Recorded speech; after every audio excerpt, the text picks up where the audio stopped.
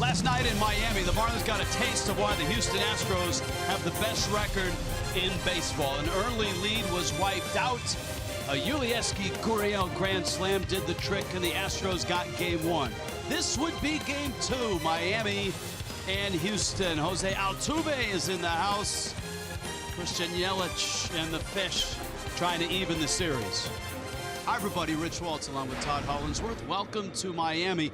We got a taste of why Houston is the #1 team record-wise in Major League Baseball as well. Yeah, they don't do a lot of things wrong, and it really puts a lot of pressure on your team to play that type of game. You can't go out there and make mistakes. You can't walk hitters. They're going to take full advantage of that. That's why they're the best team in baseball. That's why they have the best record. Good teams do that. They don't beat themselves. So formula for success, absolutely, for the Marlins tonight. Don't make some of those mistakes that you can avoid.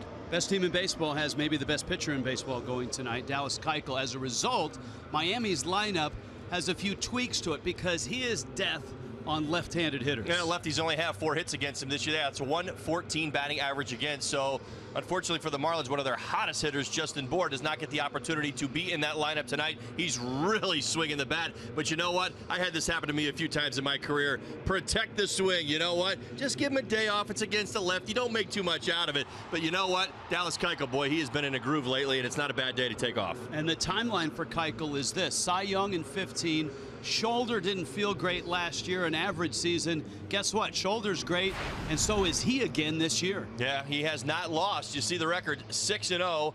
American League Pitcher of the Month for the month of April. Cy Young goes well with Dallas Keuchel. He's won it before, and he's having that type of season already again this year.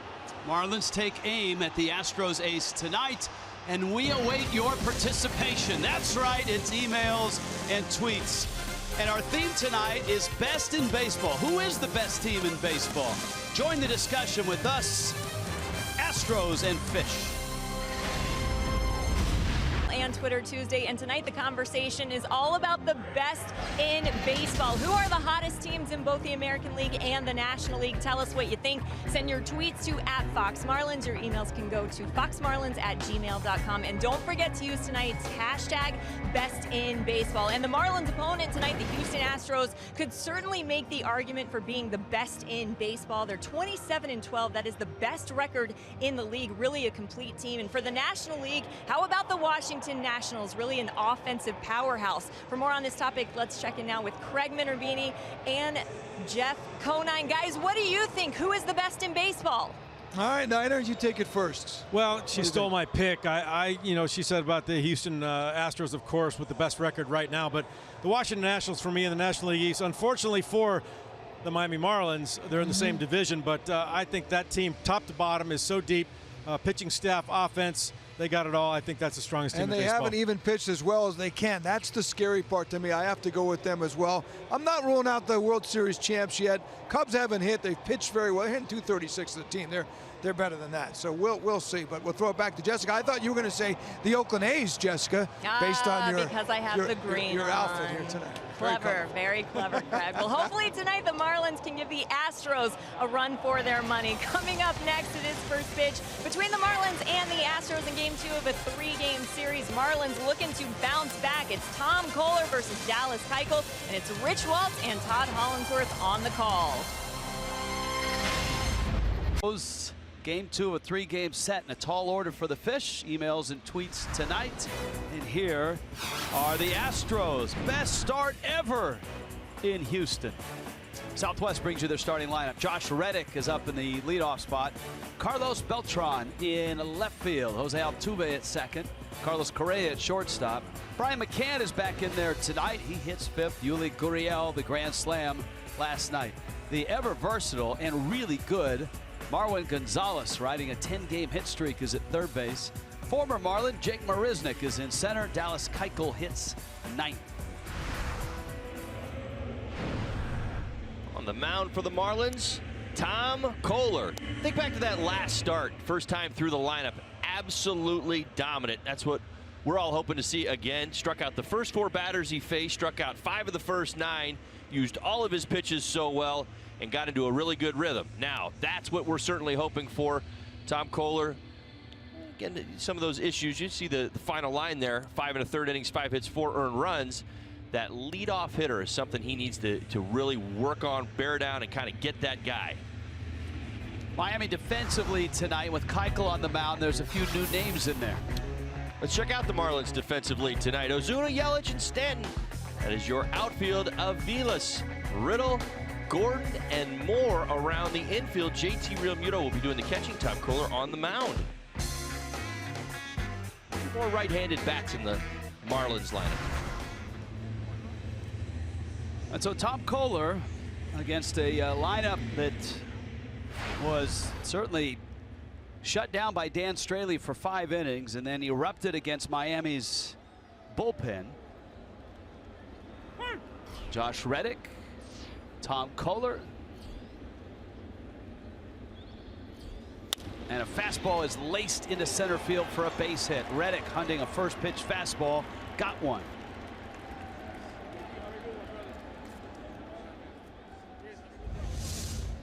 Well, Houston Astros may be playing to the scouting report just a little bit. Leadoff hitters in an inning, not just leading off a baseball game. 448 batting average coming into tonight against Tom Kohler. You see Josh Reddick right there, and the aggressiveness. It's an on-base percentage guy, and usually likes to take pitches atop that lineup. Got a good fastball right there, and put the barrel on him. Reddick's hit streak is stretched now to 8 straight. It's such a versatile lineup for A.J. Hinch. Last night, George Springer was in the leadoff spot. Springer not in the lineup tonight. Reddick slides to hit leadoff. Beltran behind him, and Beltran drills one right center field deep. Yelich with room, calls off Stanton. Reddick tags, and he'll hold at first base. So Kohler has thrown 2 pitches. The Astros have gone after both of them. A single by Reddick and a long fly ball out from Beltran. Well, if there were things that you would say that Tom Kohler certainly wants to make sure that he checks the boxes tonight, it would be the left-handed hitters and those leadoff hitters, as I just told you about. Left-handed hitters, 321 average, 6 home runs. He's really struggled with those left-handed hitters. So 2 lefties, they're looking to be aggressive. Got a couple fastballs right there. Jose Altuve got a fastball off his wrist in the first inning, but he came back to exact revenge with a 2-run single in the 7th and a solo homer in the 9th. He goes after a first pitch fastball. Are you recognizing a trend here? That one into the seats. Well, and it counts 0-1. You know, and that's just it. I mean, it is my job to bring the stats and to bring the information every night so our great fans, our great Marlin fans, know what teams are looking to do against the Marlins. And in fact, that's what the numbers tell you. Be a little bit more aggressive early in the count. Tom Kohler did a fantastic job mixing his pitches last time out. St. Louis Cardinals were not so aggressive. Altuve running up the bunt, hops out of the way of that fastball. It wouldn't be surprising if the Astros, who don't bunt a lot, test Micah Vilas at third base tonight. This Houston Astros team knows how to apply pressure offensively in a variety of ways. A few different guys can bunt. They will run with a few guys. They'll put some guys in motion. And I agree. I think you're going to see that tonight. Dave Hudgens, the hitting coach for the Astros. It's funny, no one would say this about a 5'6" guy, and Altuve may even be 5'5", but with a guy with his type of power, a lot of people will say, hey, we don't mind it if he bunts. Pound for pound, he's got more power than anybody in the game. 1-2. Said it last night, I'll say it again. He hit a ball over the flamingos in the home run sculpture. It's honestly, it's incredible. I mean, when you sit back there and you think about it, you watch batting practice, you come down on the field and you watch Jose Altuve, what he's done in his career, what he does on a nightly basis, and you see how far he can hit a baseball. It's impressive. Runner goes, Altuve hits and punches it into right field. Perfectly done. Reddick arrives at third base. That's a 2-strike hit and run. You don't see that often. Well, you almost might call that a little bit of a run and hit. Now you're going to see this huge hole over here, right here. See D. Gordon over there? He's playing a little bit towards second base. It gives him something to shoot for. Now, where's this pitch? Tom Kohler pitches away on purpose. That's actually what he was trying to do. The runner takes D to second base, and it creates a huge hole. He was going slider away right there. Jose Altuve finds a little daylight on the right side of the infield. If everything stays the same, it's a ground ball to the second baseman. As it is now, the Astros with the creative swing by Altuve have them at the corners, one out, and here's Carlos Correa, the young shortstop, who swings and misses, who chased a lot of pitches out of the zone last night. Correa struck out twice, walked a couple of times.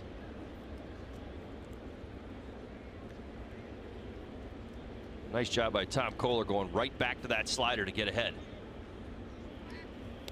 And of course, Altuve might not be anchored at first base very long. He's swiped 9 bags this year. Stole 30 last year.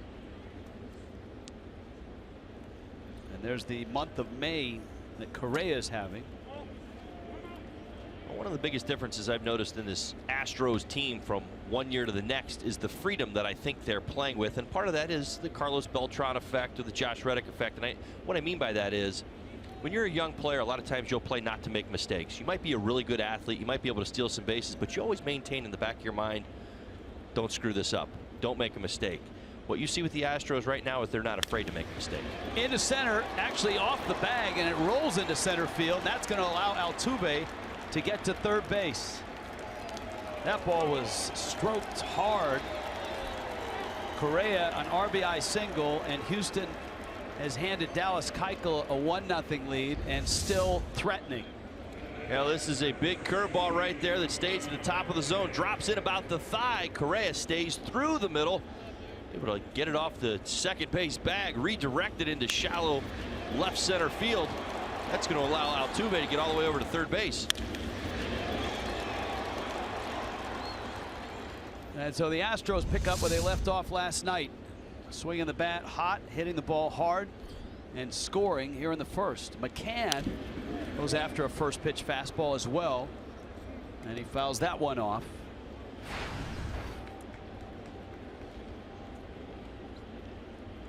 Brian McCann 6 at bats against Tom Kohler, 1 for 6. And the first inning blues that you pointed out continue.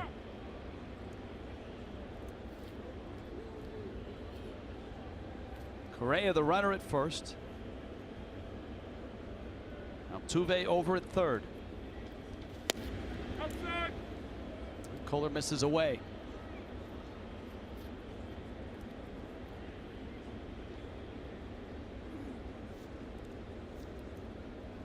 Juan Nieves, Don Mattingly.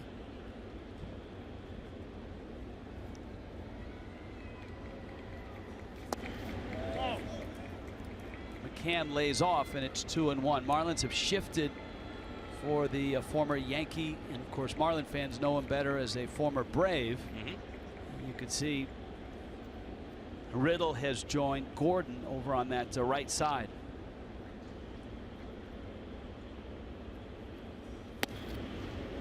There's a strike. It's 2-2. Now, the other thing that's really changed for this Houston Astros team in relation to the last few seasons, they don't strike out like they used to. Last 2 seasons, 29th, 30th, they'll rack up some strikeouts. This year they're actually 27th in baseball, meaning they're making so much more contact.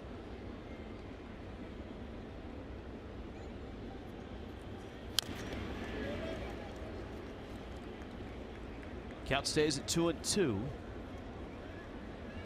Well, the Astros had the best record in baseball last night, and they won, so at 27-12. 12 wins in their last 15 ball games. And an enormous 8-game lead in the West. The Angels are a game under and 8 back. Fastball in. AJ Hinch, remember last year Texas was the team that Houston just couldn't beat. And the Astros finished with 84 wins, 3rd in the West. They were 4-15 against Texas.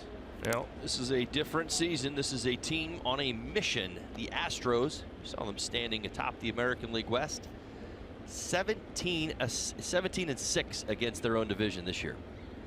Hinch looking at both runners on the corners here. Full count, 1 out. Let's see who's running. It's Correa from first, and Kohler steps off.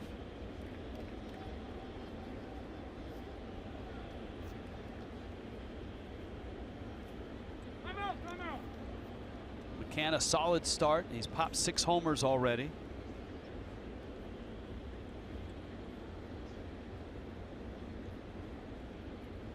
Runner goes. McCann drills it right center field. That's a hit. Altuve scores. Correa to third.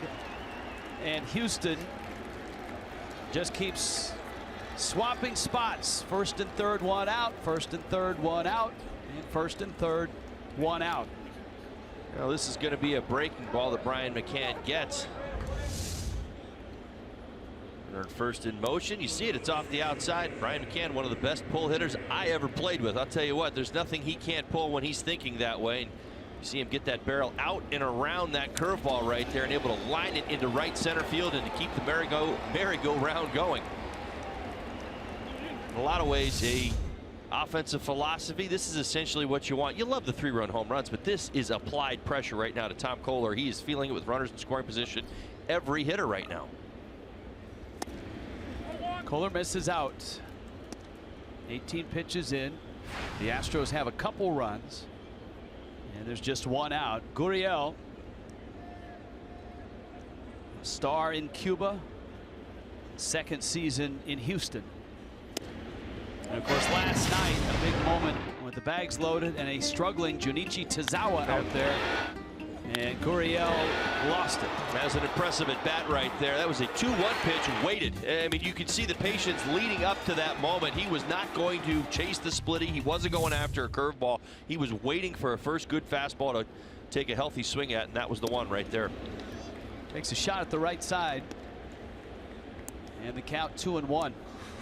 Gurriel is a veteran hitter, a veteran of international play. Longtime player down in Serie Nacional in Cuba. 3 World Baseball Classics. His dad, a great figure in Cuban baseball. Lourdes, his younger brother Lourdes, signed with the Blue Jays, is 23 years old.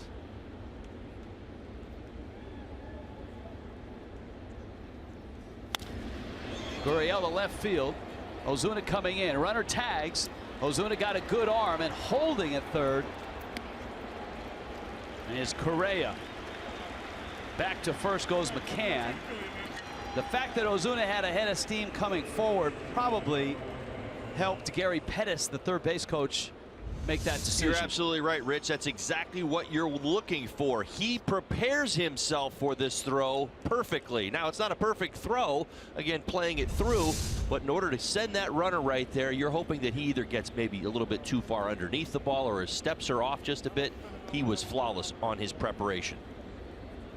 Marwin Gonzalez now. Guy that plays everywhere.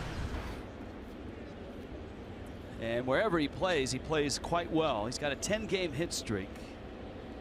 He actually has seen Kohler 3 times and has a couple hits. It's a breaking ball down low. 28-year-old Venezuelan. A.J. Hinch doing everything in his power to get all his lefties into the lineup tonight. Marwin Gonzalez, one of their hottest hitters all season long. See the power, 9 home runs on the season. With the switch hitters, you have 5 lefties in the lineup. A lot of times you identify a player like this and say, boy, he'd be more valuable in the National League. But I mean, you remember in St. Pete how Joe Madden used Ben Zobrist. Gonzalez into center field. That's a hit. Another run comes in, and it's 3-0 Astros. 5th hit for the Houston Astros here in the first inning. All singles.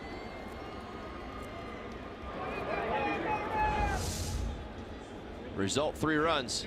Center cut fastball. You see JT Realmuto reaching back to the middle of the plate. See that right there? He wanted that fastball away.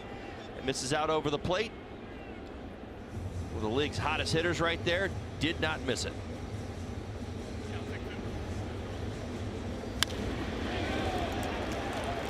Juan Nieves is out to talk to Tom Kohler. Last night, Dan Straley for 5 innings. And the Marlins turned to their bullpen. Tazawa, Ziegler, McGowan. McGowan is not available tonight. He's kind of the long guy for the Fish.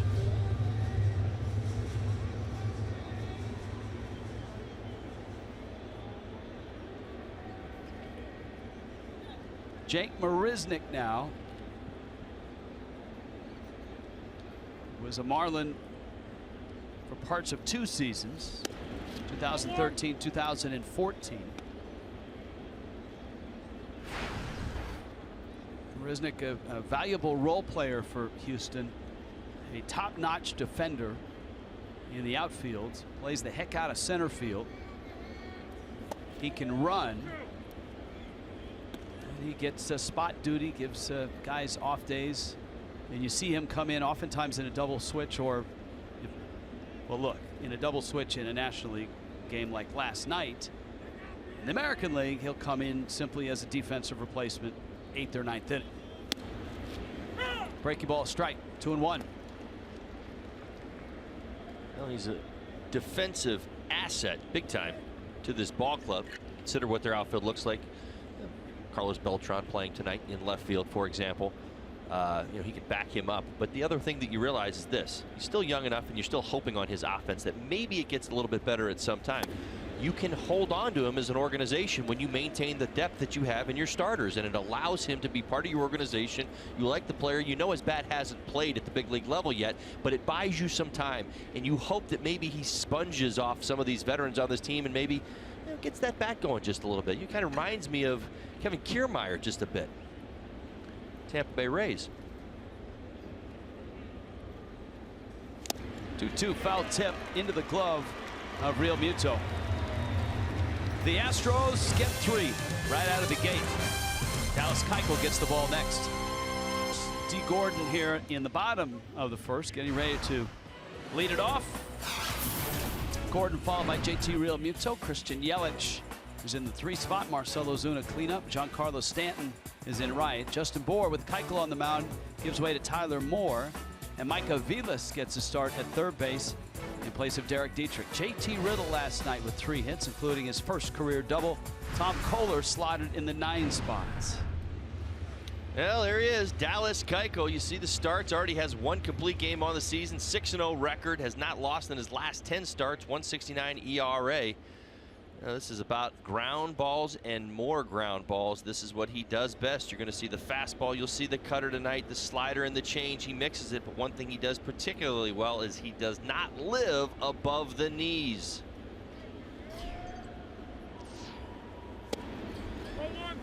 D. Gordon takes in with Real Muto and Yelich to follow. Keuchel, 29, University of Arkansas is where he played his college ball.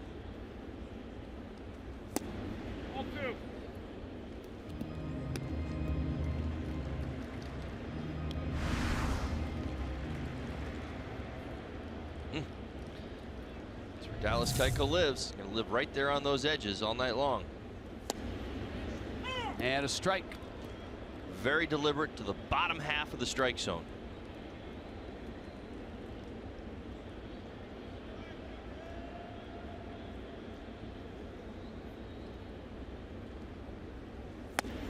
Always in the league leaders in terms of ground ball percentage. Last year he finished 2nd. Only Marcus Stroman got more ground balls than he did. I was just looking at that number, so I appreciate the great pass you just gave me, a little alley-oop. 3.1 to 1 so far this season. I mean, he has been absolutely masterful. I'll put this in terms so we all get it. 96 ground ball outs, 31 fly ball outs. It's pretty good. Yeah, it's. And you can see that downward movement here in the Gordon at bat. D fouls it off. Well, that's really the difference, maybe even going back to last year and some of the struggles where you would see the errant fastball and occasionally working up in the zone. I'm going to get into the intent because I'm not too sure of it, but what you've seen from him this season is hands down working the lower half of the zone, and he's not moving off it. 3-2. Gordon, little tapper. Keuchel is a Gold Glover, and he throws it away down the right field line. D. Gordon racing around second, on his way to third. Altuve's throw, and he's in there.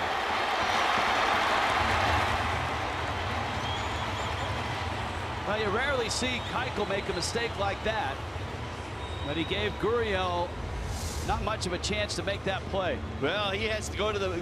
quick throw. You see him field it in his glove and get rid of it. D. Gordon puts all the pressure on him by busting it out of the box. That's what you want to see, hustling all the way. See how fast he even tapped it and then just pulled it. Once that front side opened up, he yanked the throw down the line. So Miami with a good start here. Gordon's at third. Real Muto, Yelich, and Ozuna now against Keuchel. It'll be an infield hit and a throwing error. And Real Muto with a chance to knock in a run.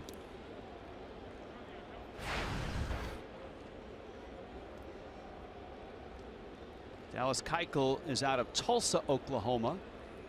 Bishop Kelly High School.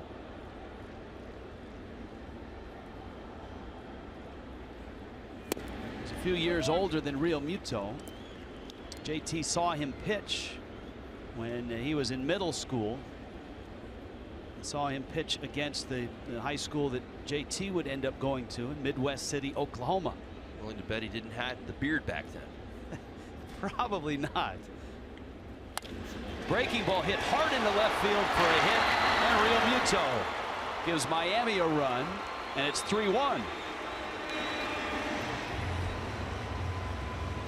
Well, a little bit unexpected, but good to see that offense just getting after it here early in this ball game. Hanging breaking ball. I said it, my oh my, this is a big time mistake from Dallas Keuchel. He does not live up there, and nor does he want to make pitches up there. JT Real Muto jumped all over that breaking ball and bangs it into left field and picks up an RBI along with it. One hopper.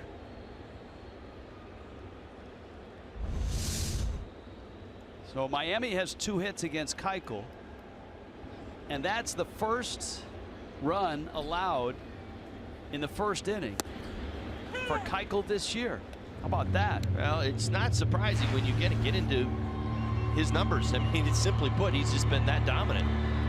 Most of the home run, or excuse me, most of the runs he's given up this year really have just been a byproduct of the long ball.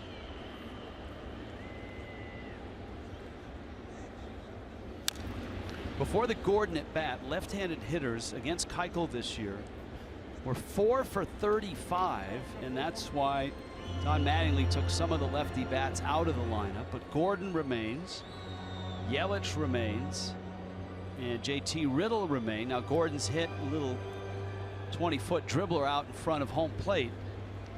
We got Real Muto at first, Yelich with an 0-2 count. Well, Dallas Keuchel is the type of pitcher that makes you feel uncomfortable because of what he features. He just gets results.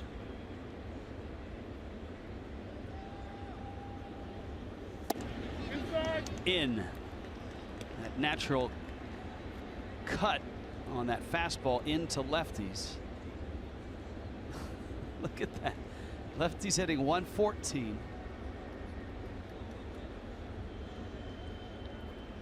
And so far, Marlins have manufactured a run, but both balls on the ground. And Yelich fouls it into the glove of McCann. All right, let's take a look at the Houston Astros defensively behind Dallas Keuchel. Carlos Beltran gets the rare start in left field. See if the Marlins can't maybe make him run a little bit out there. Marisnick gets the start in center field.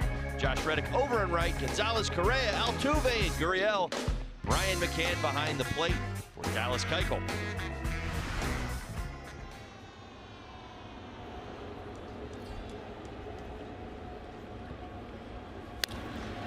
Ozuna turns on one and pumps it up into the seats. Now, when you consider the home ballpark for the Houston Astros, Carlos Beltran getting the start in left field wouldn't surprise you. It's one of the shorter left fields there is in Houston, with the Crawford boxes out there. Short little porch.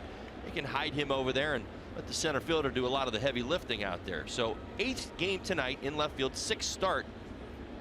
Prior to the season, 2 starts in left. That's a little dribbler, and that's trouble. Keuchel's going to let it die, and it rolls foul, just foul. That is unbelievable. That is. That's the last spin that was left on the ball. There was nothing left. I mean, that's amazing. It had made the journey all the way up the line. Watch this. This is the last spin of the ball. Fair, fair, fair, fair, fair, fair. Gets a little momentum off the edge. That ball stops. Unbelievable.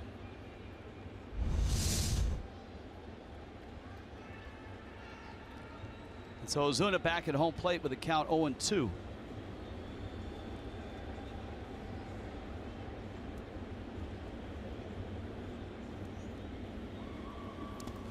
Ball in the dirt, and Real Muto is going to trot down to second base.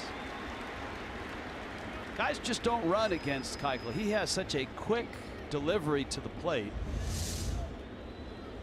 And so the Marlins get 90 feet of real estate on this a wild pitch. Literally 0 for 1.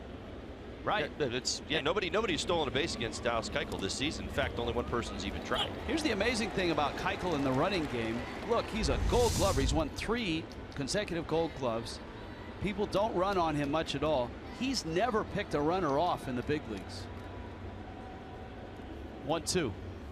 Breaking ball, and Ozuna scorches it foul.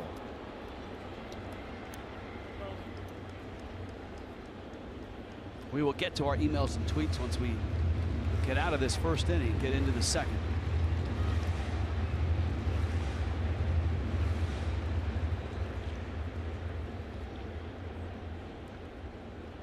Marcell Ozuna, one of the best Marlins with runners in scoring position this season.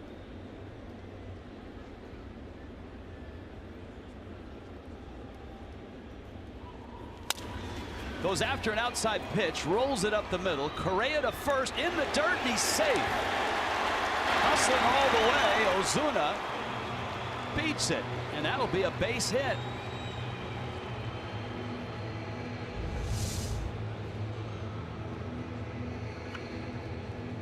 Oh yes, beats this quite convincingly. See the foot down already before the ball even gets to the glove. Hustling all the way. Great to see Marcell Ozuna busted out of the box like that. Pitch was a little bit away from him, so you see him reaching, so you get a little cheat step as a right-handed hitter right there when you reach, because you're on your way to first base, and well, it saves him right there. Correa did everything in his power to get that ball across the diamond as quickly as he could, but Ozuna put pressure on him by busting it out of the box. Now Stanton.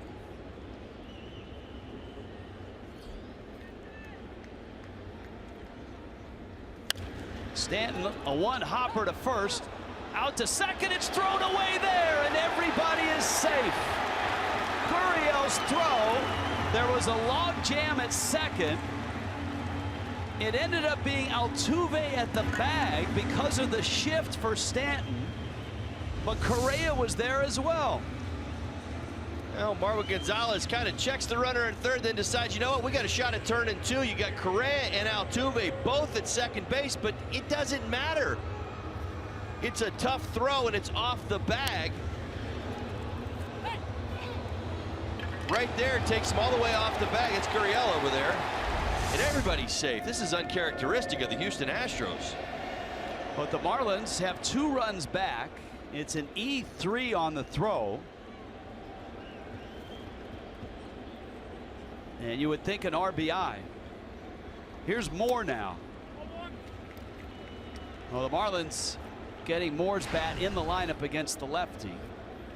And in limited play, Moore has been quite effective as a pinch hitter for sure.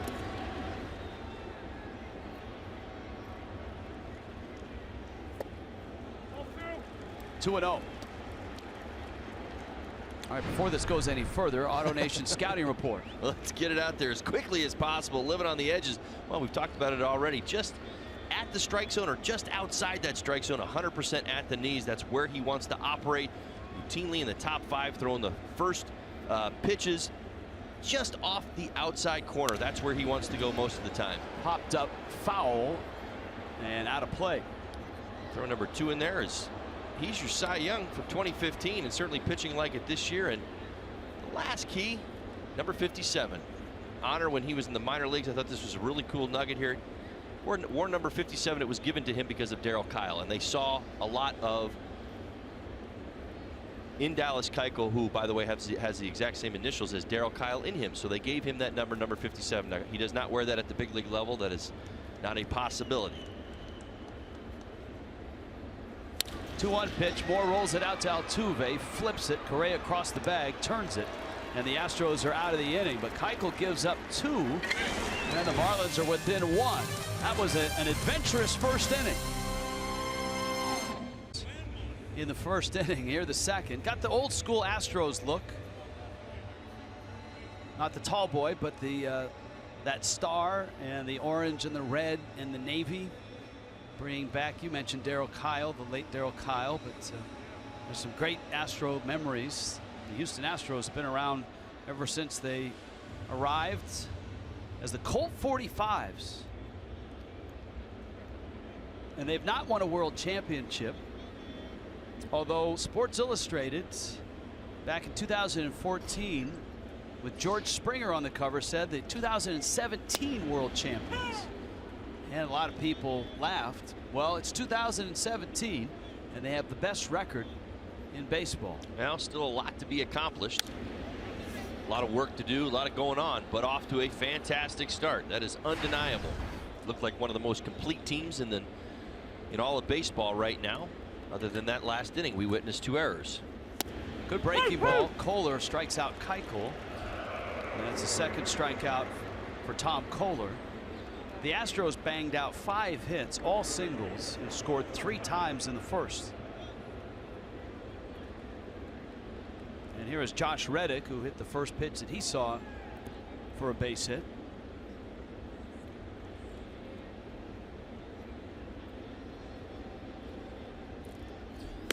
We have emails and tweets to get to. Let me find a good first tweet of the night.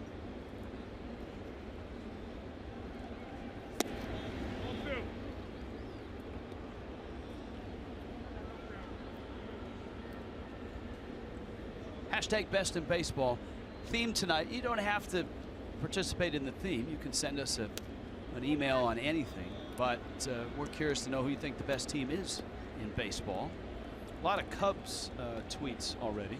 Alan has this. Now this is a technical question. I have no idea what the answer is, but this is for the truck. There's a strike. Alan wants to know, can you let the pitch speed stay in a little bit longer?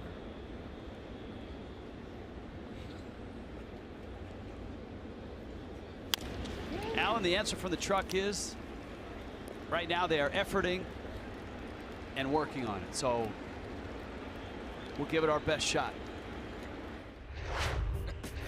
Friday, June 3rd, Marlins and Diamondbacks at 7:10. The first 10,000 fans get a commemorative Giancarlo Stanton 2016 Home Run Derby bobblehead, courtesy of Fox Sports Florida. Hey, that's us. Get your tickets today at marlins.com.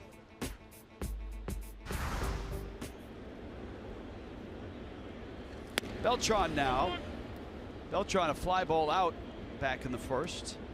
First time through, the Astros really ambushed Kohler on first pitch fastballs. Well, they ambushed his 4-seam fastball, not his 2-seam fastball, and that's what Tom Kohler is doing now. See here in the second inning, he's starting hitters off with the 2-seam fastball. You see it running off that corner just a little bit, but to change up the sequencing.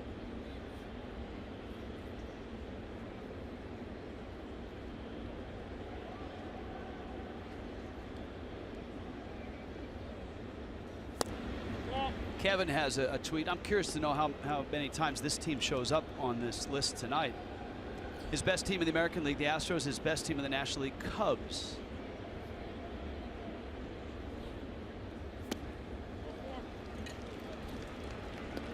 Cubs are like the SEC team that loses twice and still is in the top 25, right? Well, everybody's just waiting. Listen, the Cubs are off to an 18-19 start, as you see right there, 3.5 games back to National League Central. Thing that you could look at and say, well, is anybody running away with the division? It's talking to people that I know around Chicago, they've said to me they haven't played very good baseball. There's a lot of things that aren't going right for them, and that's the reflection, is that they're only 3.5 games back. And I think that's what they're still saying to themselves is, when they get right, watch out. This Cubs team will take that National League Central back over again. Beltran at first. This is Altuve, and he turns on one and dribbles it foul. Barbietz wants to know, Why would the Marlins have their hottest hitter on the bench tonight? We're talking about Justin Ward. Tried to handle that in the open, but it's as simple as this. Dallas Keuchel is as tough on lefties as any lefty there is, and it's not about who's hot and who's not. It's just simply the big guy gets a day off. You'd like for it to be against maybe one of the tougher lefties in the game, and why not? I don't think Justin Ward would feel uncomfortable against Dallas Keuchel tonight. As well, it's a chance to get more against lefties, because you can't really put more in the outfield. You've got the 3 outfielders who are playing every day, so it's a little combination there too. Altuve takes down low. Kohler thought he had that 0-2 pitch. And the count now 2-2. Not necessarily a huge, believer in this, but I did hear it from my manager a couple of different times, and it was something like this: you're really swinging the bat right now. We don't want you to mess up your stroke.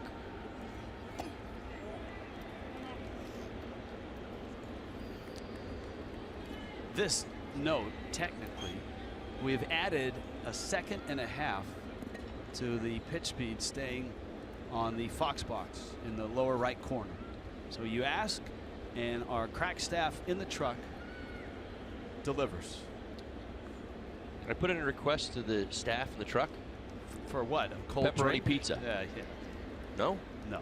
3-2, runners on the move, and Altuve takes out. And so Kohler got the first 2 outs of the second. A walk to Beltran, and now a walk to Altuve, and here comes Correa.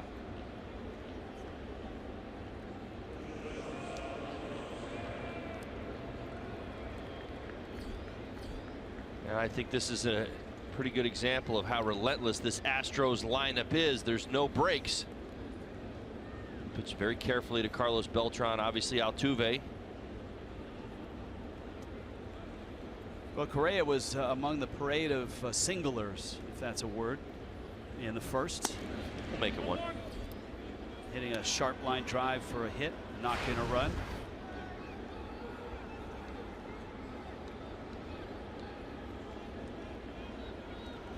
Sky seems to be the limit for this 22-year-old out of Puerto Rico. First overall pick in 2012. Rookie of the year in just 99 games when he popped 22 homers in 2015. 20 homers last year, 36 doubles. He's number 4 hitter and the best team in all of baseball. He's 22. Well, I mean, that's what I'm getting at. I mean, it really is amazing. 19 RBIs in his last 21 ball games. You look at the 22-year-old. I mean, how many 22-year-olds? And listen, look around baseball and gather up all the 22-year-olds and start, judging them however you want to judge them. He's the number 4 hitter on the best team in baseball right now, and I think that's really all you have to say. Tons of talent, tons of athleticism, tons of power, and he's just tapping into that potential. 1-2.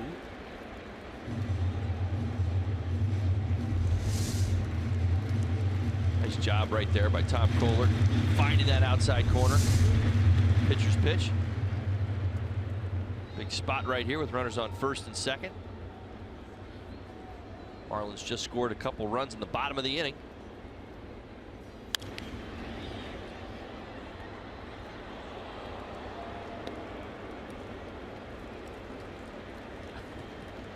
Big Nate just tweeted, can you remove the pitch speed a little faster? Come on, Nate. I like it. Where do you go, Nate? Well, he started taking requests early tonight. That's right. 1-2.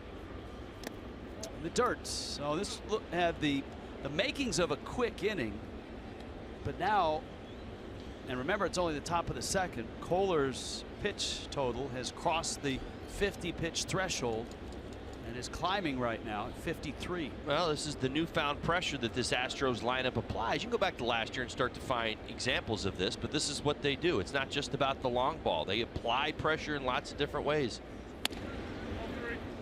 See how they're working the counts back. You're right. They're not chasing. Mentioned this at the beginning of the series last night. Mentioned it again right now. They don't strike out like they used to.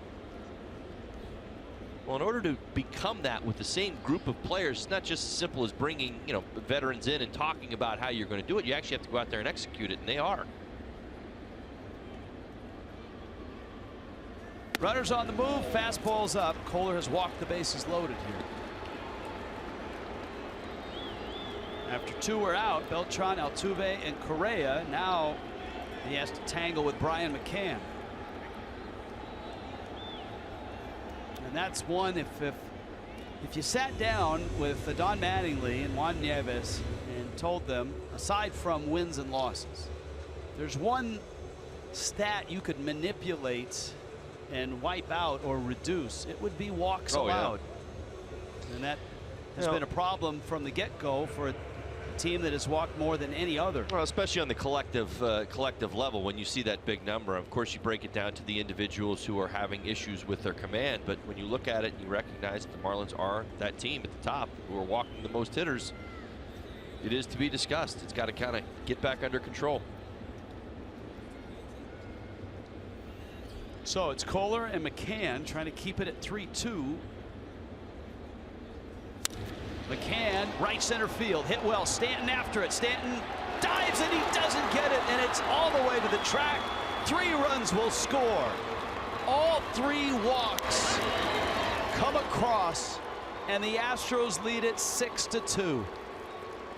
Stanton made a great attempt, got a good break in the gap, full out dive, and McCann picks up 3 RBIs. Brian McCann, the savvy veteran, knows Juan Nieves just visited the mound. Tom Kohler struggling with his command. Looks to be aggressive, a la the first inning for the Houston Astros. Get some pressure on Tom Kohler. Knows that he wants to get a hit in this situation and hunts a first pitch fastball, gets it, rockets it to the right center field gap. Gurriel takes a breaking ball. Boy, the Astros got 3 runs in the first, and you thought that's all that Dallas Keuchel needs. The Marlins got 2 back in the bottom of the first, and now Houston comes back, pickoff throw at second, and McCann's back in. Houston comes right back and puts 3 more up. Well, without getting caught up in the score this early in the ballgame here in the second inning and kind of trying to understand what the Marlins have really been dealing with through this losing streak, this is an example of it.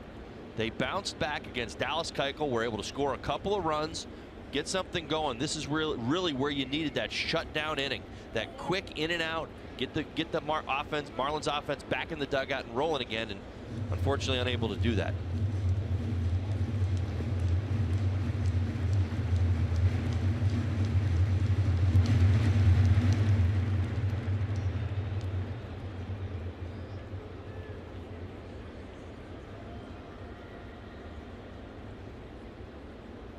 One, 2.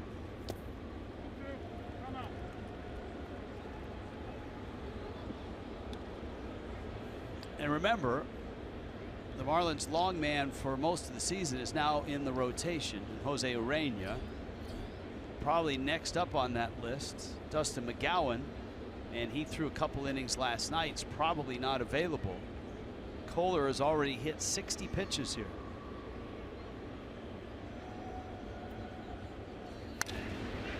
Gurriel sends it to right. Stanton is there, and he makes the catch.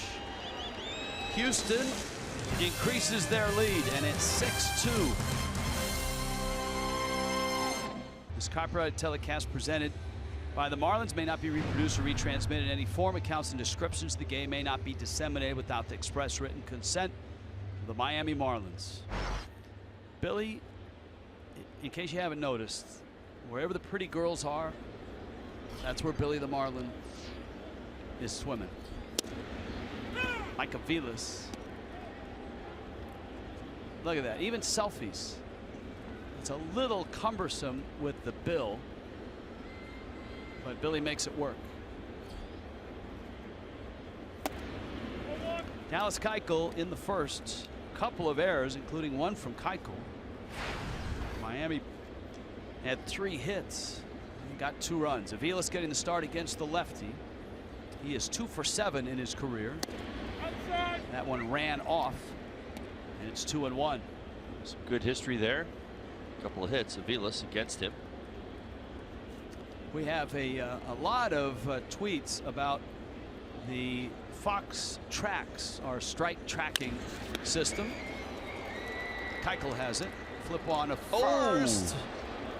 Boy, he's not looking like a Gold Glover tonight. A little flat-footed. Certainly took his time right there, but came up a little short on the throw. We have tweets from Henry, from Joey, among others, who say, hey, the Rays, and I like this name, it's My Batch of Goodies, it's Alyssa. The Rays have their Fox Tracks up for the whole game. Why can't we? I don't know the answer to that question. Well, it's worth a discussion. We'll bring it up at the next. I'm not afraid to ask. I'll ask. Who do we need to ask? Jimmy? John Chimchuk is No? a great baseball historian, but Jimmy? he holds no technical sway on the show. Sorry, buddy. Oh, one pitch. Riddle fouls it at the plate. He does everything else for me. I sit next to him all game long. I mean, literally everything I ask, the man does. He's fantastic. We'll bring it up at the next meeting. How's that? But no, we appreciate your input. Let me take this opportunity to do the first shout out. Mitch and Brady, enjoy the game. They're here tonight. Marlins Park, enjoying the ball game. 0-2 to Riddle, and he just gets a piece of it. This is an interesting at bat here. You've got Riddle, a rookie, who had his best night in terms of number of hits in the big leagues with 3 last night. Remember, he had the walk-off homer against the Mets. It's hard to eclipse that as your best night. And now here he is against the toughest lefty on lefty matchup around. And Keuchel misses in.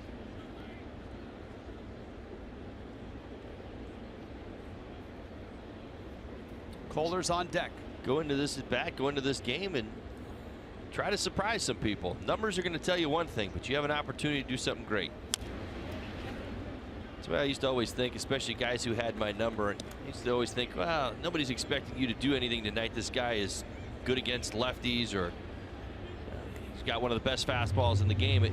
There's always a way of kind of relaxing your mind and just taking that pressure that you naturally put on yourself off when you just say to yourself, you know what, all right, nobody's expecting anything. Left-handed hitters are hitting 100 against him this year. Ball in the dirt. Go up there and put together good at-bats. Now, one of the questions tonight for our email and Twitter Tuesday is, who's the best team in baseball right now? Cards fan for life says the Washington Nationals, rotation to die for, great bats, and fantastic manager. One of the worst bullpens in baseball. Here's the 2-2. But strike 3 called. And Riddle caught looking. You don't see Dallas Keuchel do that often, go to the top of the strike zone, but had him set up for this. You see this, that was a little bit of a misfire. Just kind of ended up there. He was supposed to go low and away. You see where this ends up going. Well, Cutter stays up there at the top. JT Riddle's eyes were down, down, down. See, now that's, people were talking about the box with the strike zone and all the balls above the scoreboard. That's how we've used the technology this year, is that the strike box with the vapor trail, where the trail ends is where the ball crossed the strike zone. Kohler dribbles it up the first baseline.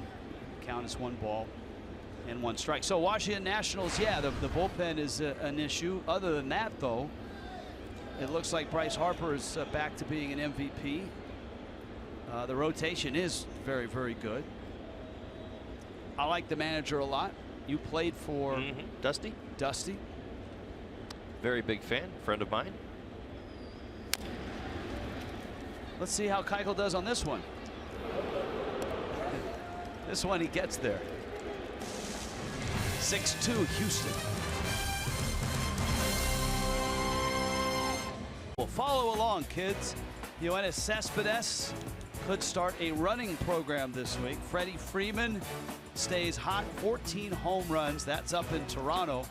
9-5 lead over the Jays in that game tonight. And how about David Ross? Dancing with the Stars. He's into the final in Dancing with the Stars. Have you watched any of that? Absolutely not. He's on fire, though. I have been following along, you know, like through Twitter and stuff like that. But no, I have not been watching. He is on fire, though. I'm not surprised. David Ross is a buddy of mine. I mean, everything for him is going so good right now. Okay, give me your thoughts on the Washington Nationals. Yeah, I completely agree. You know, the one thing, as I mentioned, I kind of threw it out there at the end, the bullpen, 5.33 ERA. That's 27th in baseball. They do have an issue down there, but what they're doing is they are pounding on people so much right now that it hasn't been nearly as big an issue, and it's one certainly that they're going to be able to fix. They've got one of the best rotations, certainly, and obviously one of the best offenses in all of baseball. And when you look at the National League East right now, is there anything in the National League East to stop the Washington Nationals? No. The Mets are working through their own issues right now. Everybody has issues. The Marlins trying to solve their issues. And tonight, the issue is a 6-2 Houston lead going into the third.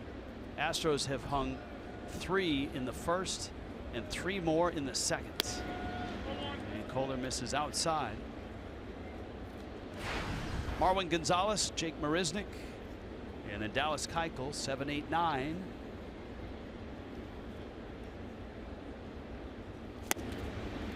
Good changeup by Tom Kohler right there. Behind in the count, 1-0. Good spot to drop it in. It's the grip right there. You see the circle change. Marwin Gonzalez looking fastball, sitting fastball, getting changeup, fooled by the velocity. If you're a kid at home and you're 10, 11 years old and you're a pitcher, how do you teach a youngster at that age to throw the changeup? Well, because the circle grip change is not easy.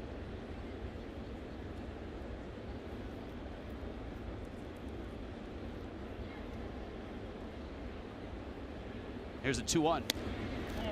My guys are going through it right now. Rich, I mean, I've got a 12-year-old, 14-year-old, soon to be 13 and 15. My guys, Ty and Tuck, are going through that right now. I mean, their fingers, you know, they watch the game. They see the big leaguers. They hear Dad talking about knuckle curves and split finger fastballs and a cutter and a 2-seamer and a 4-seamer. And their coaches are telling them, you know, we only throw fastballs till you're 13. And, you know, they're curious. They want to know how to throw a curveball. And their uncle Matt Hergis, who also pitched in the big leagues, has had a great curveball. They're always, you know, asking him how to do it. One piece of advice I'd heard about the changeup, and again, I was not a pitcher ever. I just didn't like it. So everybody seemed to pitch when they were a kid, at least a little bit. I'm the kid that never pitched. I really never did. But the one piece of advice I was given was to add a finger. That's just, it's as simple as doing that. If you're throwing a 4-seam fastball, and most kids 10, 11, 12 years old are already getting to the point where they're no longer using the third finger to get on top of a baseball, and that's okay too. We're just talking about merely being able to grip the ball and throw it directionally straight. But if you're to the point now that you can throw a 4-seam fastball and you can put 2 fingers on it, if you want to take a little bit of velocity off that and start working on a changeup, it's as simple as adding a finger. Just let that pinky drop off right there. You're not going to see the gap that you see at the major league level, where it's, if he's throwing 93, you're going to see an 83-mile-an-hour changeup, but you will start to see probably a little bit of movement and a little less velocity. Now that's all well and good, adding a finger. I would expect that keeping the same arm slot, same delivery, same good advice, tempo is a key to having a successful changeup at that level and here in the major leagues as well. It's all about masking the pitch, and that's the idea behind it. Even when you throw a slider, and if you watch that ball crushed, Jake Marisnick drives it deep left center field, and it's gone. It bangs off of the home run sculpture. Marisnick, his 3rd of the season.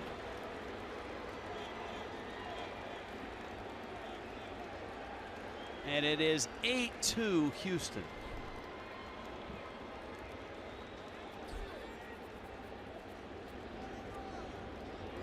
So another walk and the first homer of the night for the Astros. Well, and the long ball has plagued Tom Kohler this year, the 10th that he has given up. You saw where that pitch was at his belt. That is a go zone for almost all big league hitters.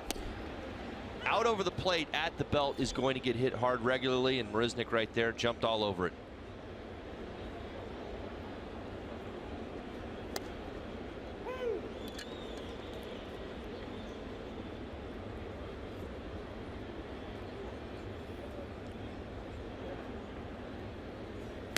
Keuchel takes out. Nobody out here in the 3rd.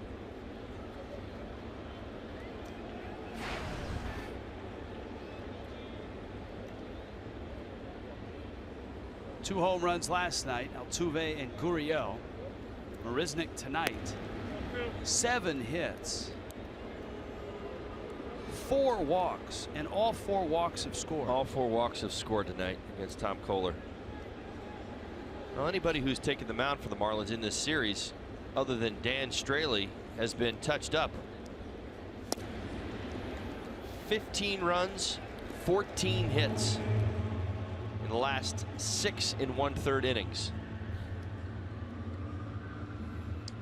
Houston Astros. Ricky's tweet is, how long is Don Mattingly's leash? And as we said, he's hamstrung a bit by the fact that his long man, Jose Urena, is in the rotation now, and Dustin McGowan threw a couple innings last night. Nothing's really stirring in the Marlins bullpen. So Don Mattingly's in a position where right now he doesn't have many great options.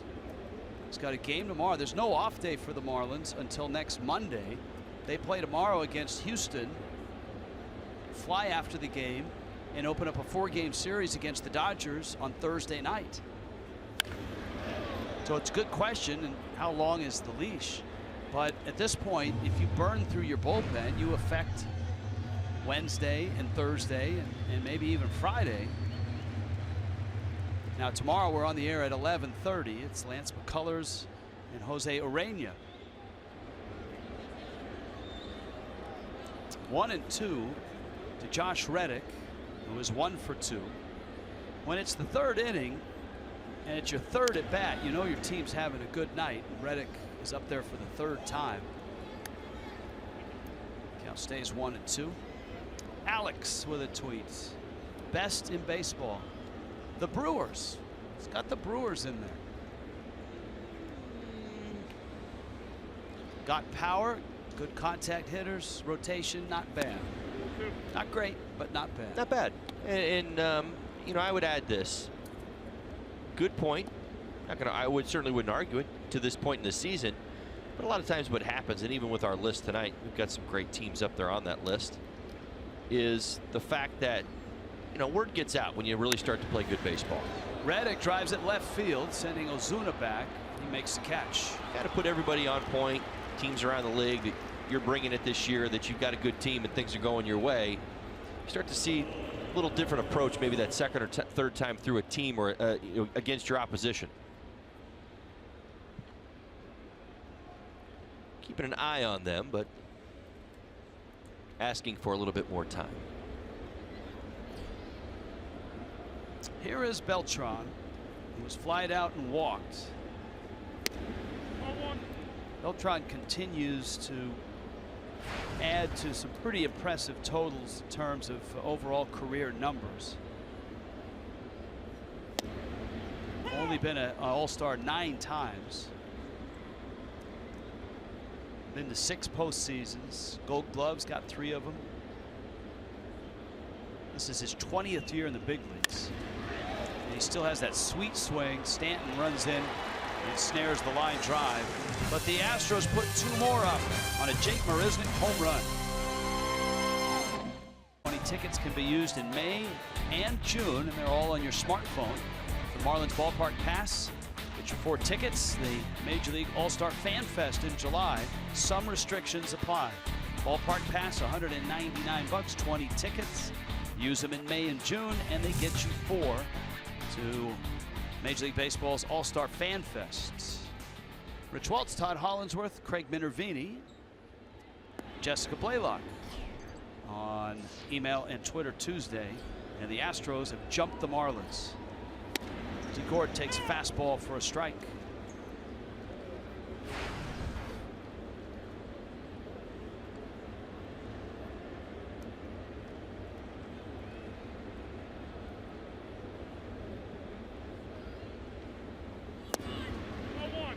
Back into the tweets. Blake wants to know, when's Bark at the Park? Marlins have 2 of them scheduled, and they're always very successful here. August 27th against San Diego and June 3rd against Arizona. Gordon, a good bunt. Keuchel captures, flips, and Is he out? He's out.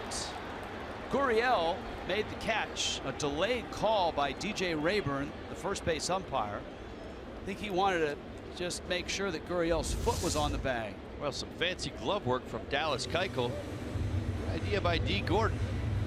Able to kind of swinging bunt his way on the first time, put some pressure on Keuchel. Not this time, though. Uses the glove to catch, field, and throw. Shuffle toss to Gurriel right there. Able to just get D. Gordon hustling down the line.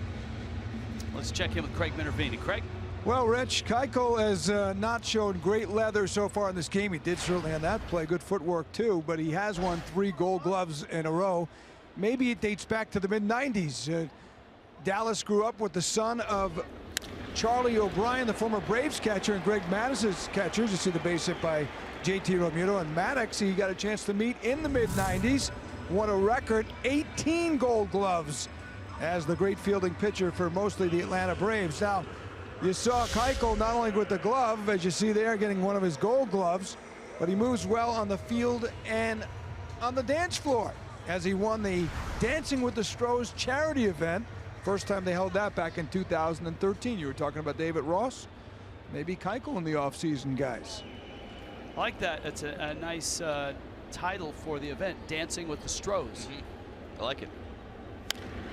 Yelich pulls one foul down the first base side.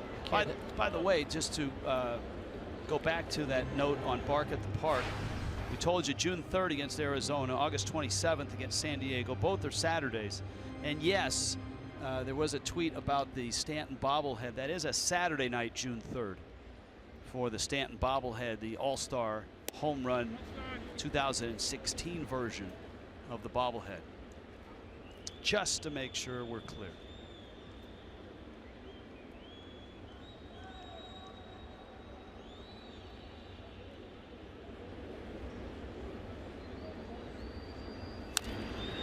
Yelich pounds it foul. Christian struck out in the first. Keuchel tough against lefties. And I'm willing to bet when he's handed an 8-2 lead, he's got a pretty lopsided record. So the Marlins are in deep against one of the American League's very best. One of baseball's very best. One thing you do know, he's going to continue to pound the strike zone. Yelich fouls it off. Jason and Boca, can we? This is the first time that John Chimchuk has been in a tweet or an email. Can we ask John Chimchuk if 2 players from the same team are allowed in this year's home run derby? There is a precedent, right, Chimmy? Wasn't there? I think there was a couple Cubs. Yes. Bryant and Rizzo, I believe, one year. Bryant and Rizzo. There he is. 2015. Ladies and gentlemen, John Chimchuk. Welcome him to the show. The legend. Yes. There he is. We sure missed him the first month. Looking good. Glad he's back. So Bryant and Rizzo. That's feeling the good, right? Atta baby, Jimmy. This is a good one. This is from Joe in St. Pete. What were the circumstances that led the Astros to becoming an American League team? Well, it's a good question. The unbalanced, for the longest time, there were more teams in the National League than the American League. And so to even it out, 15 apiece. Wasn't there if I remember this correctly, this was obviously a few years ago. See the swing and the miss right there by Christian Yelich. There was the idea that there was an offer on the table to get a team to balance this out. And the Houston Astros were the ones that accepted the deal, if I remember this correctly. Of course, like I said, I'm doing my best to remember it without looking. And I believe that's really what it came down to. There was a few teams that were up for the opportunity to go over to the American League. And there was, I believe, again, like I said, an offer from Major League Baseball. There might have been money, I believe some finances involved in doing it. And the Houston Astros were the ones who ultimately accepted the deal. Nick Wickren is up, and it looks like Nick Wickren's going to come in and pitch in the 4th. Realmuto is at first. Ozuna at the plate.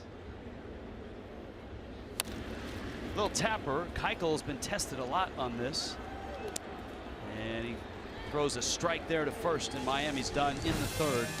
8-2 Astros. early that it's a late breakfast with Craig Minervini. Who wouldn't want that, huh? 11:30 tomorrow. Let's go bowling. Big bowling event. Todd Callis, former Rays announcer, now the play-by-play voice on television for the Houston Astros. And we'll visit with him tomorrow. Let's check in with Jessica Blaylock. Jess?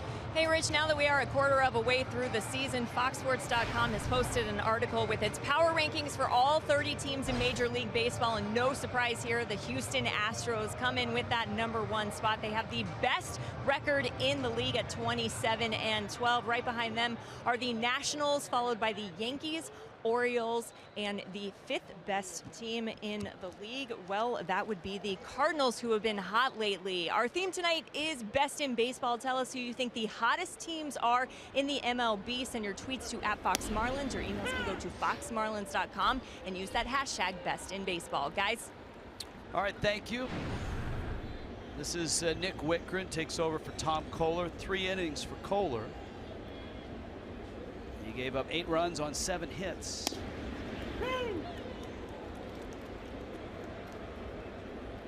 Kohler on the night walked 4. They all scored. And struck out 3. You see the line right there, 83 pitches.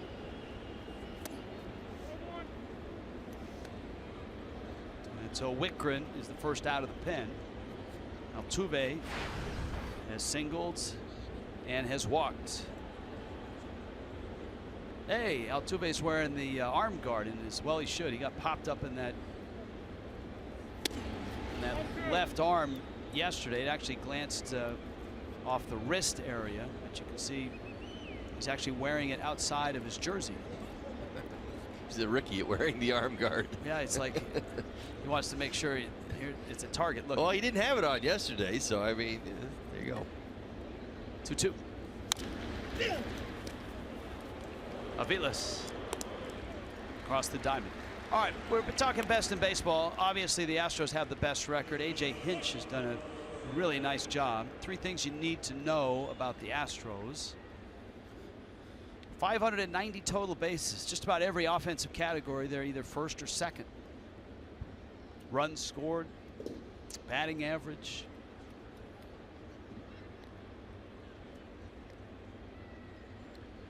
Doing a lot of things right now. You see it.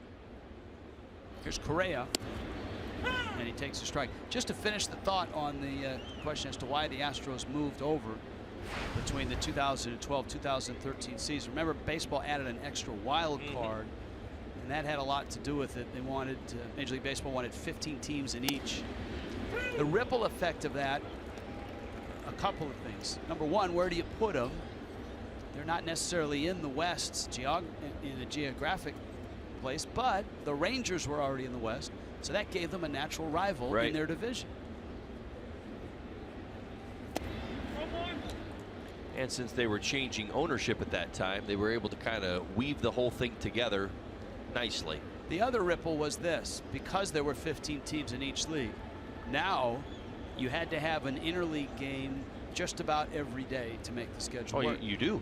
You have to, yeah. The American League team has to be playing a National League team every day. It used to be interleague was in clusters. Remember, it'd be that stretch in June of almost 2 weeks where it was all interleague. Right. But a good question, and we'll continue to answer as many as we get, as often as we can.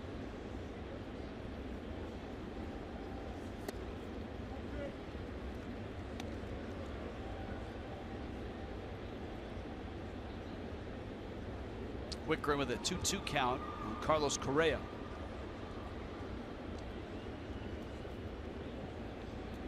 I think the one thing that really stands out for me about this Astros team is how they have shown the dominance in the American League West.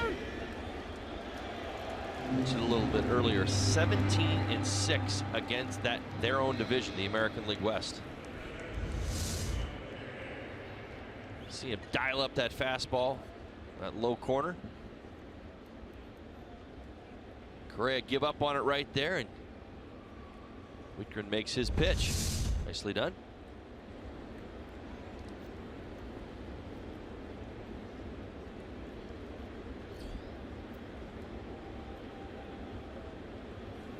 We had the Giancarlo Stanton bobblehead promotion, and it is Saturday on June 3rd. Patty wants to know when the Jessica Blaylock bobblehead night will occur.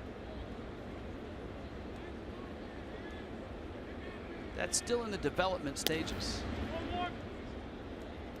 Rich, I think that's a legitimate question. I've actually been wondering since the first day I started covering the Marlins when my bobblehead night was going to take place.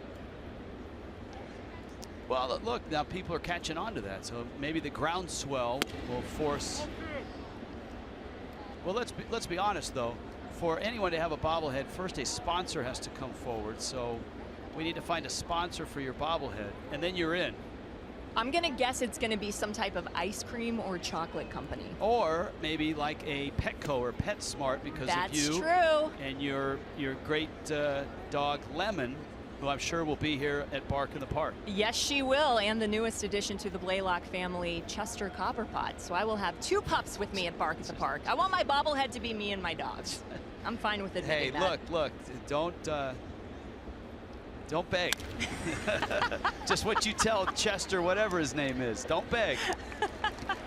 A little flip to first. 8-2 Houston here. It is brought to you by Jeep. Get great deals on the Jeep lineup at the Jeep Spring Clearance Events. By Kaiser University. Learn more. KaiserUniversity.edu. And by your South Florida Chevy dealers.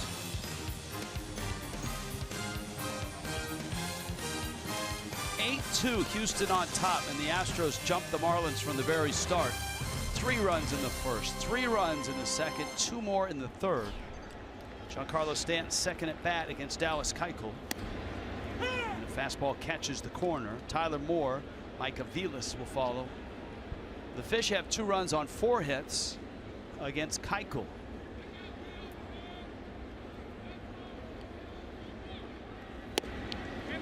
Keuchel's ERA coming in a slender 1.69, and that's in 8 starts. He's channeling his 2015 Cy Young self here in 2017. End of the bat, Stanton out in front and out number 1 here in the 4th inning. Well, Keuchel really settling in. Last 5 hitters, JT Realmuto did have a line drive base hit to center field. Hard ground ball, a strikeout, and 3 ground balls back to the mound. 6 total tonight in 3 1/3 innings. Tyler Moore now bounced into a double play. Emails and tweets tonight. We're talking a variety of subjects. Best team in baseball. Why do you feel that way? Moore, a sharp ground ball. Correa backs up, fires to first in time, and there's 2 outs. And any other concerns you have, we fixed the pitch speed on the Fox box for one viewer that wanted these miles per hour up there just a little longer. But did we fix it for the one who wanted it slower? No, because that I think was a more a sarcastic follow-up. I thought we were a do-it-all. We got to accommodate everybody. No, we can't accommodate everybody. Well, we try. You'll learn, buddy. You'll learn. All right, Patrick's got a good one. Biggest surprise this year, the Yankees' success or the Blue Jays' struggles? Talk amongst yourself. Here's the 1-0 pitch. For me, the Blue Jays struggle. That really is an eye-opener for me, because they're still one of the more talented teams in the American League, and to see them struggling the way that they are is quite surprising. The Yankees, they have young talent, and they have been contending for the last few seasons. 7 pitches that inning for Dallas Keuchel. He cruises through the 4th. This game's headed to the 5th. All Astros tonight. Here in Miami, Geico presents this date in Marlins history. The Hopper singled home the go-ahead run, earned the win in relief. Second time in club history a reliever had a game-winning RBI and a win. Richie Lewis did it back in the inaugural year of '93, and the Hopper did it in 2011. Yuri Gurriel, Realmuto, makes the catch. Did I hear that correctly? That Hopper hit a hopper? No, Hopper hit a line drive to Oh, it center. was a line drive It base was a hit. late night in New York. I just remember there All was, the better. I believe that was the game where there was a Met fan sitting behind the home plate with a crying baby mask on. And it was appropriate at the end of the night after Badenhop, who the Marlins had run out of position players. Badenhop singles in the go-ahead run. He had pitched the previous half inning, and then he goes out and finishes. And it was a big moment for the Hopper. Maybe the biggest moment in Burke Badenhop's major league career. One of our favorite guys, and the only guy I've ever met who knew exactly every mascot in the minor leagues and the affiliates and the stadiums. Liner in the center off the bat of Marwin Gonzalez. Now, if I tweet you and I ask you why, will you answer me? Why what? Why he had all that knowledge. Oh.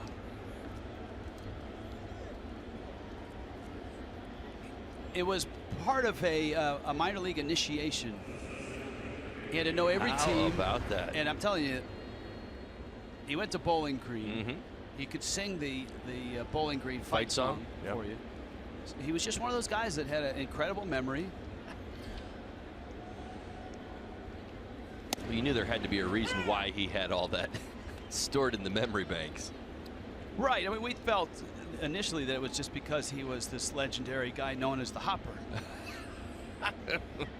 Just sitting on the bus one day, decided to memorize all the mascots in the minor leagues. Marisnick hits another one out there deep to left field. That one's gone again. He's hit that ball in the same spot twice. Two-run homers for Jake Marisnick. Well, on two different pitches. The first one 450 feet, 109 miles an hour off the bat. This one a breaking ball, but to the same spot. Jake Marisnick having a night. You see the breaking ball there. Watch where it drops in and where the point of contact is. You see it about mid-thigh right there.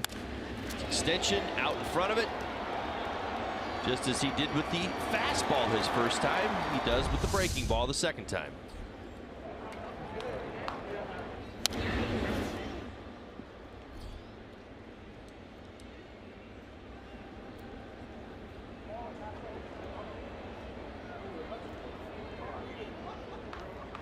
So Marisnick has a big night. Keuchel's up again. 415 feet on this home run for Marisnick. And an 0-2 pitch coming to Keuchel. By the way, just to finish the Burke Badenhop story, last in baseball in 2016, minor league deal with the Rangers. He was released in April. He's co-authored a book, Financial Planning for Your First Job. Aviles on the carom gets the out. And he's been hired by the Diamondbacks as a new baseball operations position. In his new role, he'll perform acquisition-based pitching analysis and sports science work. So that is a good illustration of why the Hopper was able to store all that knowledge. We'll say hi to him when we get to Arizona. He should go into his new job and show all that knowledge. I think he should go around the office and ask everybody their knowledge of the mascots. He's got bigger fish to fry. Well, now. I know he does, but I mean, could you imagine showing off like that on your first day of work? Breaking balls. How about the people he's working with, or maybe the people who are working for him, or even his, you know, those he's working alongside? Yeah, I love this game of baseball. In fact, I know all the minor league mascots. What do you? No, I mean, neither do I. I mean, I would feel guilty for not knowing. A lot's changed since I was in the minors and you were in the minors. Long time ago. George Springer, ladies and gentlemen, has lunch with the fish. And we hope you'll join us tomorrow. Noon start tomorrow, 11:30 for Marlins Live. Yeah, Marlins Live is brunch with the fish. That's true. That's a good point. Saying 11:30. Yeah, it's tough to eat once the game starts. So you're right. Reddick liner Ozuna there, and he makes the catch. The onslaught continues. 10-2 Houston. Christian Yelich is well aware of Marisnick. Remember, they were teammates for the Marlins for parts of 2 seasons, and in the minor leagues, and roommates, and they got to the big leagues on the same day. Coors Fields in Denver. Yelich and Marisnick. Yelly had that sweet swing as a rookie. That was quite a thrill for them both. JT Riddle pulls one foul. 2 young guys right there talking to each other. I think that's so fun to see. That first day in the big leagues, I mean, everything that they went through. That was their first day in the big leagues, correct? Yes. Butterflies, I'm sure. Every little thing that they were doing right there. Sharing it, sharing those moments.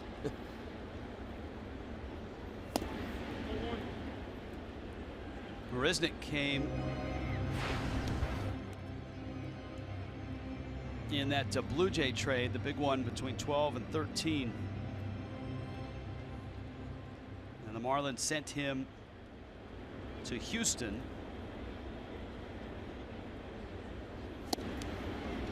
In the Jared Cozart, Kike Hernandez, Austin Waits trade.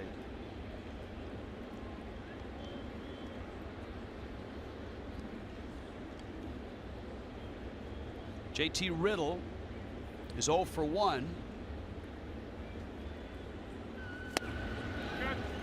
And it's been a tough ride for him against Dallas Keuchel tonight.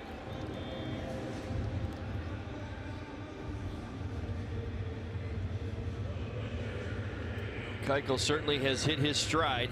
Tons of ground balls, 2 strikeouts in between. He's even got his pitch count under control. That's what's so amazing. 7 of his 8 starts this year, 7 innings plus. You know, he's only gone over 100 pitches 3 times. What does that tell you? He's throwing lots of strikes, getting lots of contact, and being quite efficient.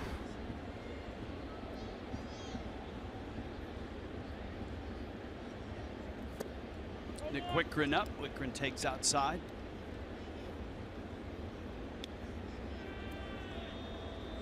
Marshall wants to know, with the new intentional walk rule, is there a hand sign, a light or a phone call or a signal that lets the umpire know? Look at Wickren go.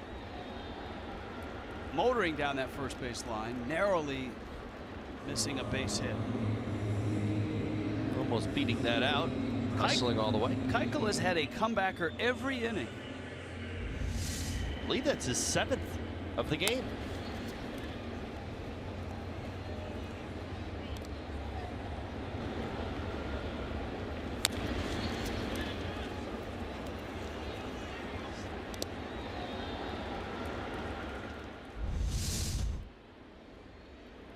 Here's D. Gordon now. Actually, it's pretty easy about the intentional walk.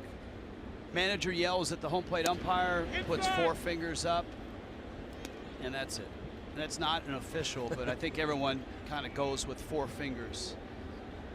I think really everybody else around it has adapted to it, and that's really what it's come down to. You and I talked about it early on in the season. I think we were in Washington talking about the intentional walk and just how it's, you know, it accelerated through everything. Since you don't throw the pitch anymore, the umpire just steers your runner to first base. The next hitter is expected to be in the box and ready to go in about 5 seconds.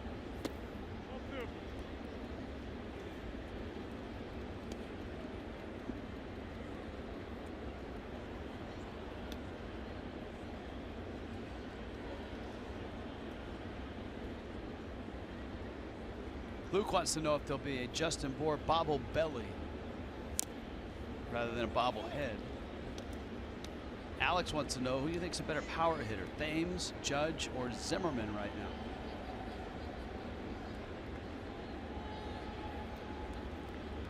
Judge gets my vote.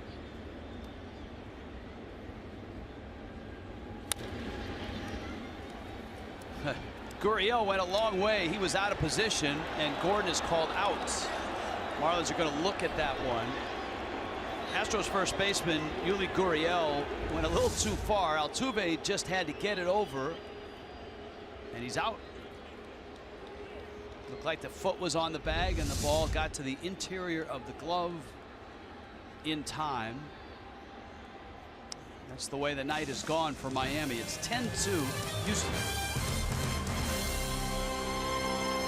Official team socks brought to you by Stance, and they've got these hats. This one in particular is my favorite. Now, don't forget, when it comes to voting, go to marlins.com to cast your vote for which Fish players you think should represent the team in this year's Midsummer Classic. You can vote a total of 35 times, up to 5 times a day, but don't forget, voting ends on June 29th at 11:59 p.m. Very cool stuff down in the team store. All the all-star gear. You saw the different socks from Stance, the Mother's Day, the Father's Day. Looked like they had the Father's Day, and then those military camo socks as well as caps. That's Memorial Day as well. Fastball and a strike. Carlos Beltran.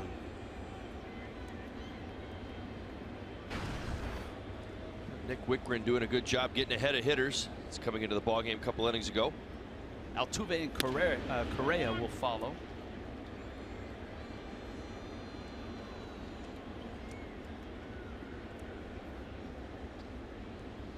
Shift is on. Beltran, 545 doubles now, and he narrowly misses another one. He is 31st on the all-time doubles list. Seemingly headed to the Hall of Fame. We were running off his resume earlier in the game. The 9 all-star trips. He was an incredible defensive outfielder in his early years before the sands of time took away a lot of the mobility he has.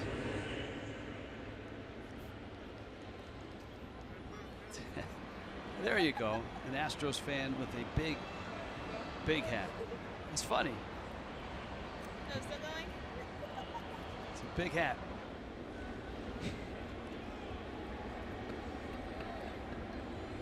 But it is a big hat. You have Beltran. I don't think Beltran's going in the first ballot, but I think Beltran ends up in the Hall of Fame. I think you said it perfectly. I know a lot of people, it means more to go in the first time, and I agree. I think that it will probably take him a few different years to get there, but I do think he will get there once his resume. Everybody kind of gets it. So much of this Hall of Fame voting is, what's the class, who's voting, who's voting for who, how many guys are getting in, and as long as you get there, so it matters the most, and I think he does. Altuve's up. If Altuve stays at it, maybe he gets there as well. He's got a long way to go, but he's off to a good start. 4 All-Stars. He won a Gold Glove. 2 batting titles. He won his 2nd last year. He was 3rd in the MVP voting last year. Played 161 games. 42 doubles, 24 homers, 96 RBIs. And one of the best shows in baseball is when Houston plays Detroit and Miggy and Altuve are on the field at the same time. Teammates in the World Baseball Classic. For Miggy, it's like having a little brother.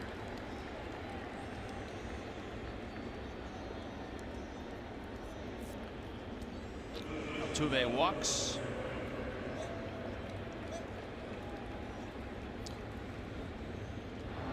Here's Michael Feliz getting loose in the Astros bullpen.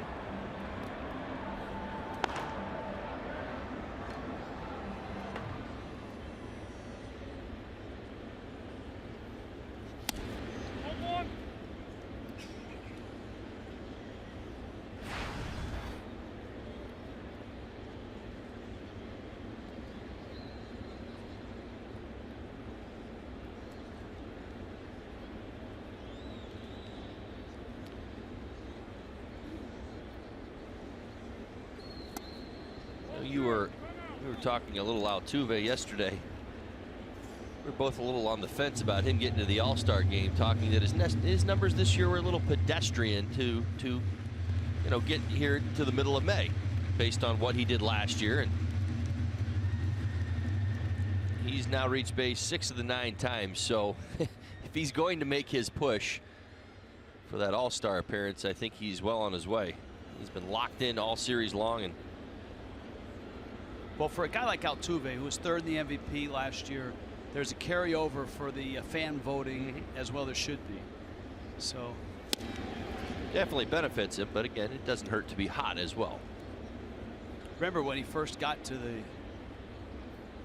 league, he was an internet sensation, not only for his size, for his power, and for measuring things in a new form of measurement, not the metric system, not the standard that we have, but the Altuve system. So they would measure things in Altuves. How many Altuves would it take to go from, say, Houston to Amarillo? Right. How many Altuves to the top of Marlins Park? There's a base hit into left field off the bat of Carlos Correa. How many Altuves would fit in a VW microbus headed to a Grateful Dead concert? Stuff like that. Yeah, I'm trying, pal. Yeah, when it's 10-2, man. I'm worried, believe me. I'm grinding over. You know I am. 15th multi-hit game for Carlos Correa right there. It's tied for 3rd in the American League. Starlin Castro and Corey Dickerson. Again, this Astros lineup just continues to turn itself over. Base hit after base hit. I was getting a good glimpse at the best team in the American League here. What they do to those teams in the American League. McCann takes a strike. 4 RBIs tonight for McCann. Reading a lot about McCann and his spring and his start, and how he really had to revamp his swing out of coming out of Yankee Stadium, which affected his swing. That short porch in right field. He always had such a beautiful stroke to the opposite field when he was in Atlanta Brave. That kind of went away at Yankee Stadium. But it certainly plays that off-field stroke. It certainly plays in Houston. Well, with the Crawford boxes. He gets rewarded. It's a very good point, right? He gets rewarded for that. It's certainly helps to make those adjustments, because there is the benefit of picking up a few home runs along the way by going the other way. And it's shorter in center field this year in Houston. Remember, they've removed Tal's Hill, that hill in center field that went up, and the flagpole that was in play at about 430 feet from home plate. I do remember it, yes. They brought it from 439 to 409. Went up it a few times. McCann goes to left field, and Ozuna makes a catch. So did you make any catches running up Tal's Hill? I did. Did you catch it and roll back down? I did not. Spectacular fashion. Yeah, listen, you've been sitting next to me now for almost 2 months. I'm 6'2", 230 pounds. I don't do too many things gracefully. I hit that hill. I took out a good chunk of it. They had to repair the field the next day. Knee hit the ground. The turf was rolling up. I do remember this, though, and this is a memory I have of that hill. Craig Biggio raced up there one time and ran into the wall. Ended up getting a triple out of it as he stumbled up that hill. That's a good Astros memory for you. 10-2 Houston. Harlan Garcia is coming in from the bullpen. And you never know what you're going to find on the internet, good or bad. We think this is pretty cool, though. How many Altuves.com is a Altuve converter. You can type in length of feet, and it will give you the number of Altuves that you need to, say, go walk to school in the morning. Actual number of Jose Altuves may vary. Come on. Depending on how his hair is. It depends on him? Yeah, I mean. Oh, okay. There are some games where Altuve's hair is sticking out. Like tonight, he was just at second base. So you're going a little Fletch on me here. 6'6", 6'9" with the afro. Yes. Gotcha. Yulieski Gurriel is up. Harlan Garcia is in for Miami. This was a Tom Kohler start, and it didn't go well. 3 innings, 8 runs, 7 hits.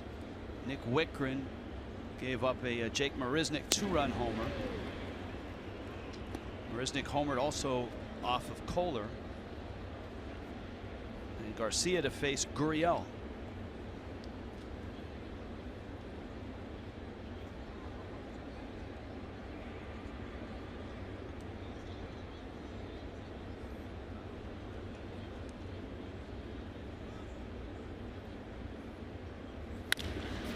Hit hard. Nice pick by job. Riddle. And he flips. Gordon is there. That was a BB off the bat of Gurriel. Nicely done. Tonight 10-2 here in the bottom of the 6th inning, and what a game for Jake Marisnick, having a career high with 4 RBIs and his first ever 2-homer game with Dallas Keuchel on the hill for the first 5 anyhow. Last time Keuchel was on the mound, this was Thursday night, and Marisnick told me this was the greatest defensive play he's had in his career so far. In New York, Sanchez with a single, Jacoby Ellsbury coming over, an absolute perfect throw from left, and it was a winner for the Astros, walk-off style. Defensively, Astros won 3 out of 4 in the series. Like I said, he said, being that it was New York and a walk-off defensive play, yeah, nothing tops that defensively for him. Guys? Yeah, Craig, he's in a perfect spot as Michael Felice is in now, facing JT Realmuto. He's in a perfect spot because the Astros get such production out of their middle infielders, right? Correa, Altuve, Gurriel at first, that you can put Marisnick in the outfield for a start. He's not a big offensive player, though he is with the 2 home runs tonight. Looks like Nori Aoki is in the ball game. Aoki out in left field. And there's a look at Felice. But it's if you had a team that didn't have as much firepower in other positions, it would be harder for the manager, I think, to get Marisnick regular playing time. Well, and that's the point. Certainly talked about him a little bit earlier. So much value with the glove and what he does. It buys him some time. He's the perfect fit on this type of team. Not to mention he's going to get a ton of playing time that he might not get somewhere else.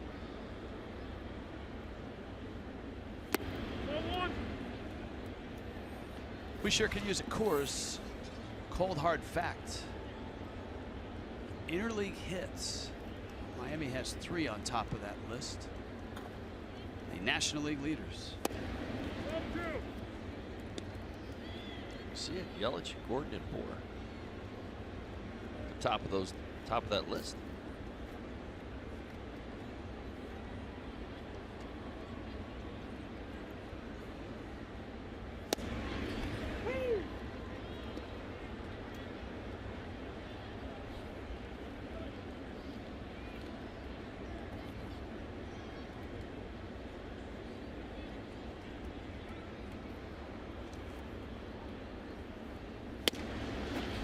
And Yelich goes down for the 3rd time swinging tonight. See that big arm of Michael Felice. Fastball, slider. Big time fastball. 96, 98 miles an hour. You see that little run right there to the top of the zone. Tough pitch to catch up with. Just getting back to Dallas Keuchel. Talked beginning of the ball game, how good, how well he's done this year. Getting the ground balls. Talked about the percentages. Get this, 15 outs tonight. A little bit shorter. You see the score of the ball game. A.J. Hinch decided to get him out of there. He has logged over 60 innings already this year. 15 outs tonight. 11 ground ball outs and 4 strikeouts. Not one ball caught in the air tonight. I don't know what was more amazing, that or watching Keuchel struggle defensively early for a guy that's won 3 Gold Gloves. Remember, he threw that ball away at first and then badly bounced a throw there, but he tightened that up as well as the night went on. Collectively, that's been the worst inning for the Astros in this series. They looked a little flat when they came out tonight and were quick to get it in gear. You need some cheering up, right? Sure. All right. Thank you for the Marlins winning a ball game on Sunday. It was my 96th birthday as well as Mother's Day. You made my day. Still watching in spite of how badly it's going. Hang in there. The little old lady from Panama City Beach. Well, thank you for staying with us. I like the fact that at 96, she knows how to email and work social media. She is up to speed with the times. I'd have to, she's probably more tech savvy than me. Yeah, but That's all right. Your kids will help you anytime. It's true. I do lean on my kids an awful lot. You'll find that. I watch my oldest. I mean, they fly through their phones. I'm like, how do you text message again?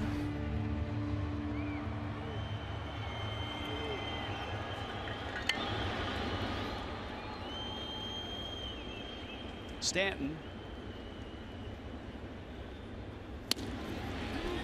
leads with a fastball, and it's 0-2. Stanton reached on an error in the first, bounced back to the mound in the fourth. Dallas Keuchel went 5. Michael Felice is pitching here in the 6th.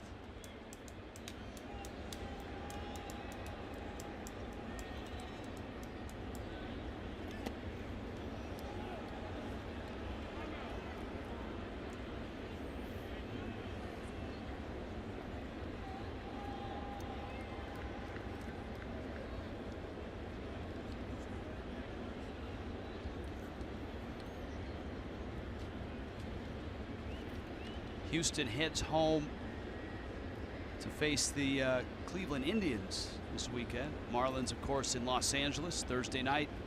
Starts a 4-gamer. Stanton rung up on a fastball there.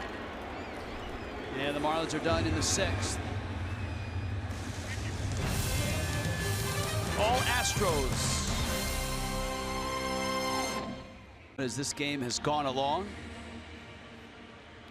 Rich Waltz along with Todd Hollinsworth, Craig Minervini, Jessica Blaylock. 3 things to know about the New York Yankees. Scoring a lot of runs. Aaron Judge, 14 homers. And in all likelihood, Aaron Judge will be in this ballpark the night before the All-Star game in the home run hitting contest and the home run derby. Did you see that clip of the video I sent you a little earlier today on Aaron Judge on his performance on the Tonight Show? Yes. Did you find that as entertaining as I did? Yes. That's pretty fun stuff. Yeah. He's turning out to be quite the New York sensation. I completely agree. For those who didn't see it, Aaron Judge kind of posed as a newsman, asking people questions about the Yankees and trying to get their impressions of the early success.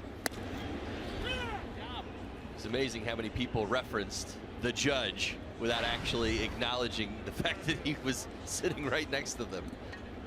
Marwin Gonzalez is up there. I like the fact that fans at Yankee Stadium come wearing the robe, right. the Judge robe.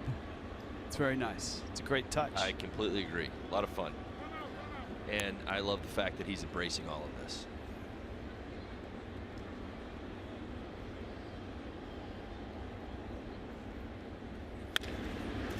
Gonzalez. Avila sets himself, fires across the diamond, makes a nice play.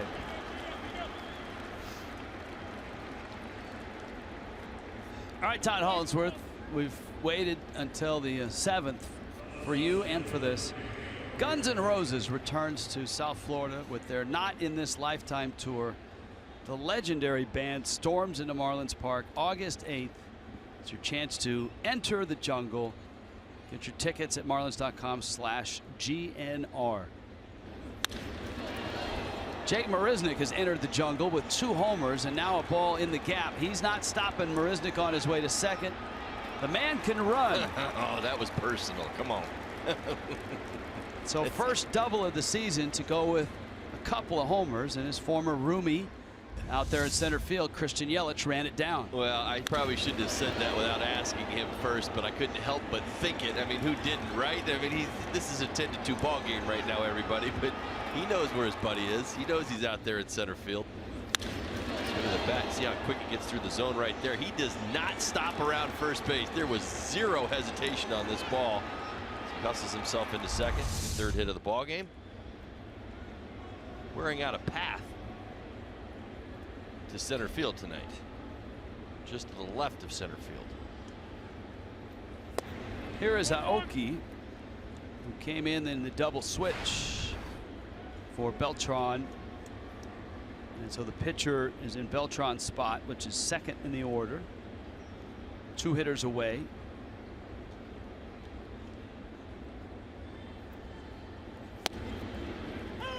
And Garcia gets a strike.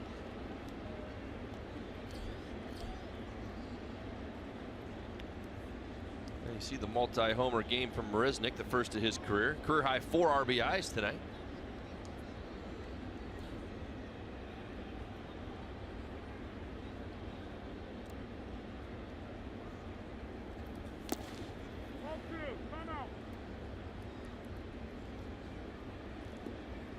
It's pretty quiet on the field right now.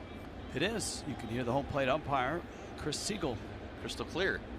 discussing things with JT Realmuto. Aoki has had an interesting path through the big leagues since coming over from Japan.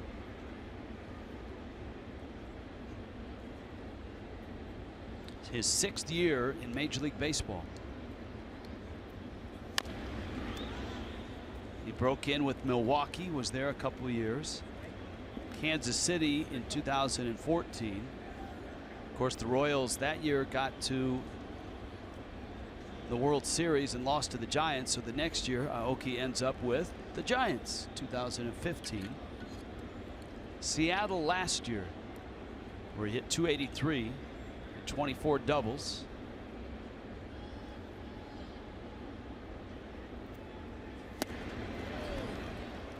Swings and misses at a 95-mile-an-hour fastball from Harlan Garcia. See Garcia working up in the zone right there, gets it above the belt at 94. Aoki, small strike zone, actually likes that ball down. Nice job by Garcia to put him away. Garcia gets Josh Reddick now. Riddick in the leadoff spot tonight. Got everything going on the first pitch of the ball game. Lined it into right center field.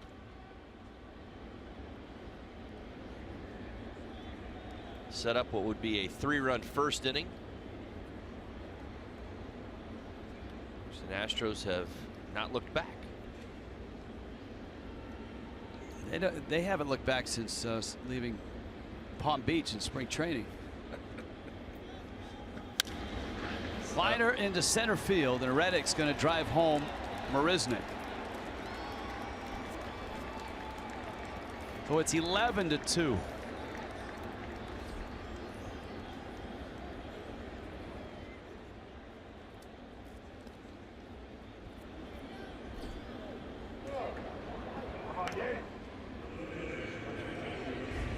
Reddick seems to be enjoying his stay here at Houston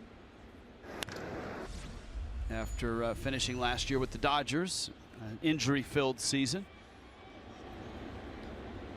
Well, they did make some moves that made sense to a lot of people around baseball. The Houston Astros have done this over the last few seasons, but they also made a few moves that were a little bit surprising. And I think for a lot of people, Josh Reddick and the 4-year deal that he got was surprising to a lot of people around baseball. And it's not on Josh Reddick's career. It was just based on what happened last year. He has made them look very good here in year 1 so far. Charlie Morton being another one added to the rotation. It's been very good for them. Well, the American League West right now, everybody's upside down except for Houston.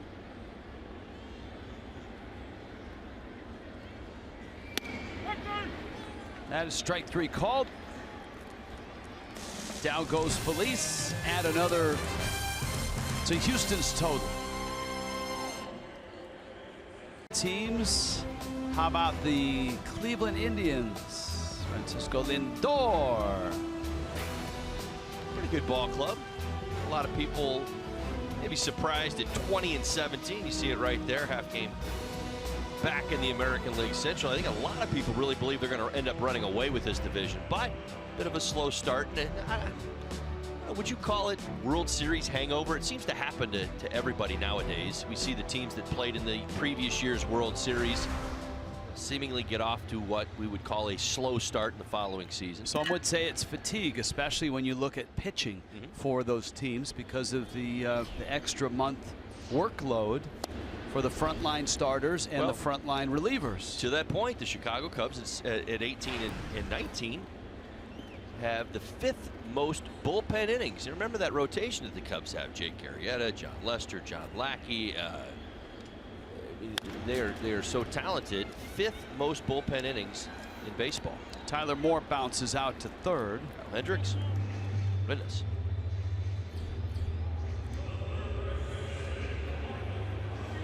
And here comes Micah Vilas, Houston's bullpen active. They shut Dallas Keuchel down after 5 innings. And the game was well in hand. Anything you can do to conserve innings? Dustin McGowan is up. There's a strike.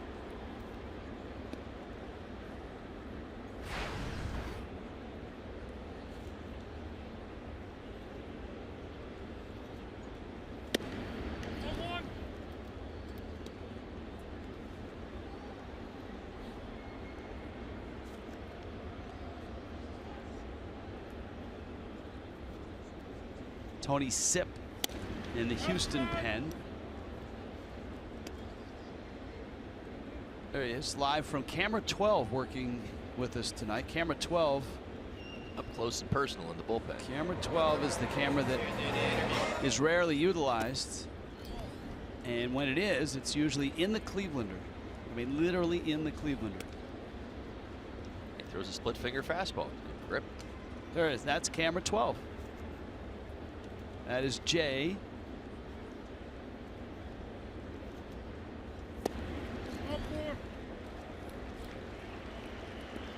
Michael Feliz not very happy with himself right there. Vilas take the walk. Marlins box score pops up, and so does A.J. Hinch.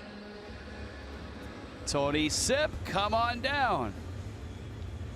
11-2 Houston. On top.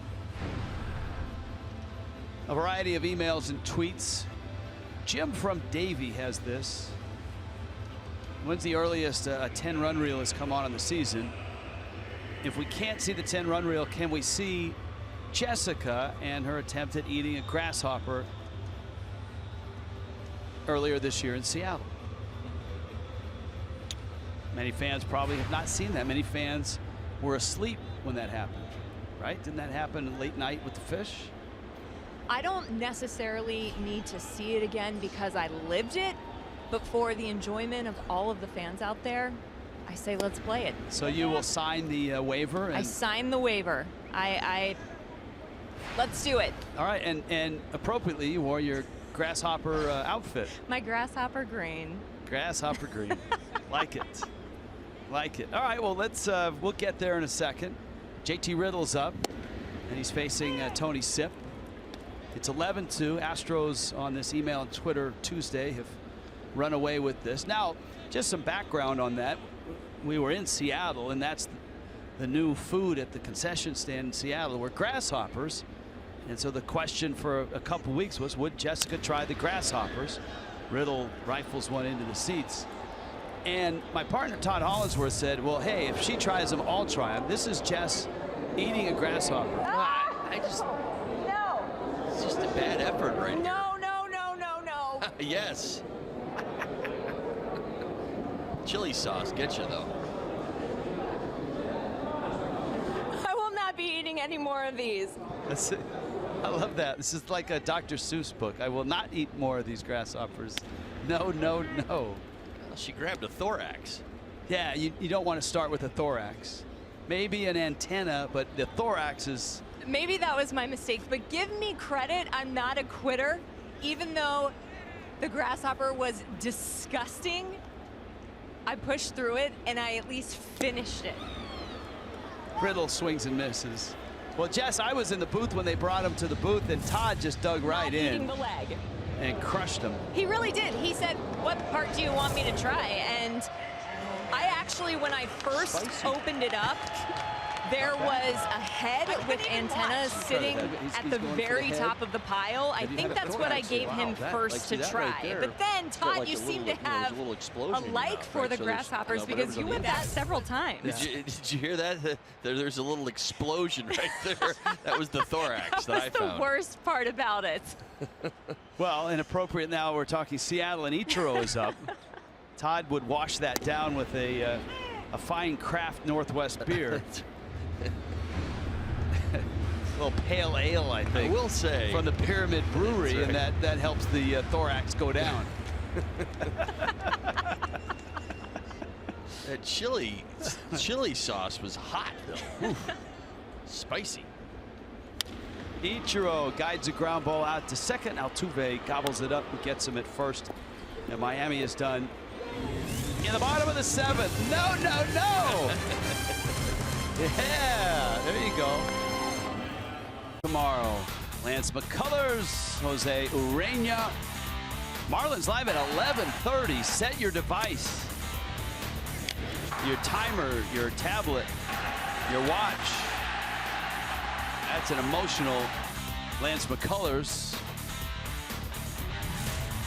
And that's tomorrow, 12 o'clock first pitch. We'll have it for you here on Fox Sports Florida. Emails and tweets tonight. Rich Waltz along with Todd Hollinsworth, Jessica Blaylock, Craig Minervini, and Jeff Conine will shortly be out in their center field cage in a two-man cage match for Marlins Live tonight.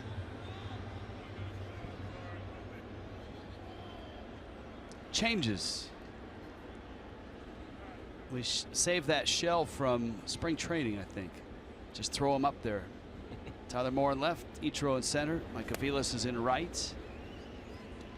Yeah, we knew we'd see JT Real Muto over at first base. It's funny, I was thinking about that pregame today, and well, here he is. AJ Ellis is hot behind the plate.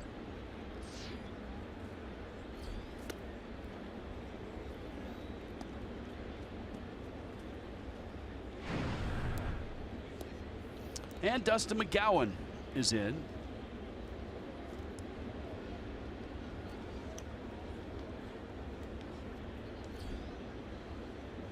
McGowan a couple innings last night. Gave up a run on 2 hits. Pitching here in the 8th. Bregman picking up the pinch hit for the Astros. Altuve gets the rest of the night off.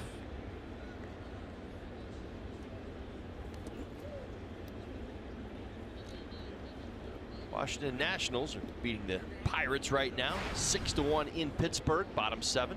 What are the headlines in Major League Baseball? Are there, because oftentimes there's a screaming headlines, and all I can find are stories about Aaron Judge on the Tonight Show. What else is out there? A female pitcher is going to play in college.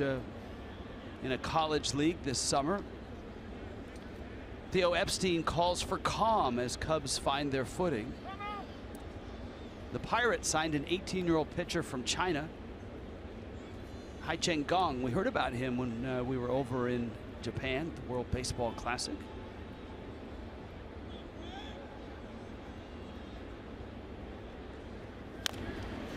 That one fouled at the plate. Matt Kemp drove in 4. Braves beat the Jays again, 9-5. Dansby Swanson is all of a sudden heated up. Yeah. Remember the Marlins saw that? He homered in that ball game. I believe Mike Trout's homered in 4 straight ball games since coming back from a little layoff. Rekindling the great debate, which I always find so fascinating. Who is the better player, Bryce Harper or Mike Trout? Dustin McGowan got the glove down, gets Bregman out. Answer is either. Either or. Yeah, the Nationals are beating Pittsburgh 6-1, bottom 7. Cubs 4-3 over Reds, top 5. Phillies getting shut out by the Rangers 2-0, bottom 5. Mets are in Arizona to face Zach Greinke. How about the Rockies? Yeah, that's a good one. There you go. Have to bring them up. Have we talked about the Rockies yet? Because they're 24-15, and I know they kind of get ignored in the Mountain Time Zone. Well, I don't know if they get ignored in the mountain time zone. I mean they get ignored because they're in the mountain time zone. Okay. Not in the Right, mountain, but because they're in the mountain. Right. Sorry about that. Well, people in Denver certainly love their Rockies, no doubt about it. Throw that up there again, if you would. I wanted to see the name on the very bottom there. How about Derek Holland? Yeah. 16 saves. 16 for 16 in saves. How about this? I mean, there's a couple things that really stand out I find very interesting about this Rockies team. You see the 24-15 record. How about this? They're better on the road than they are at home right now. 11-5 on the road. They played very well against their division. 1-run ball games, 9-0 right now to start the season. It's interesting. They only have a 7-run differential, runs scored, runs allowed, yet their record is 24-15. You saw Mark Reynolds' name up there. I think Mark Reynolds' agent in the offseason only calls teams with great hitter ballparks, right? He's got tremendous power. Yeah, he does, but he plays in those ballparks. He always seems to find his way into one of those ballparks, right? Well, it depends on where you set the bar financially, or really kind of like what you're looking for. And Mark has never, he's never really overstepped his boundaries, so to speak. He's smart. He's ended up in great places to hit. And That's exactly right. He's done that. Baltimore Orioles, Colorado Rockies, Arizona Diamondbacks. Right, that's my point. No, I knew it all along, right? Pretty soon he's going to be in Philly. Sure. And then Cincinnati. That's right. Going to a home run hitter's park near you. McGowan looks good, and you tip your cap to Dustin McGowan, who threw 2 innings last night, back out here tonight. The Marlins, a short start from Tom Kohler. Nick Whitgren threw 2 2/3 innings. Harlan Garcia, an inning and a third.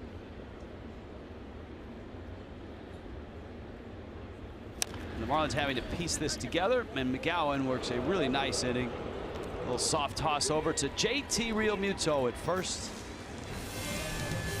11-2 Astros.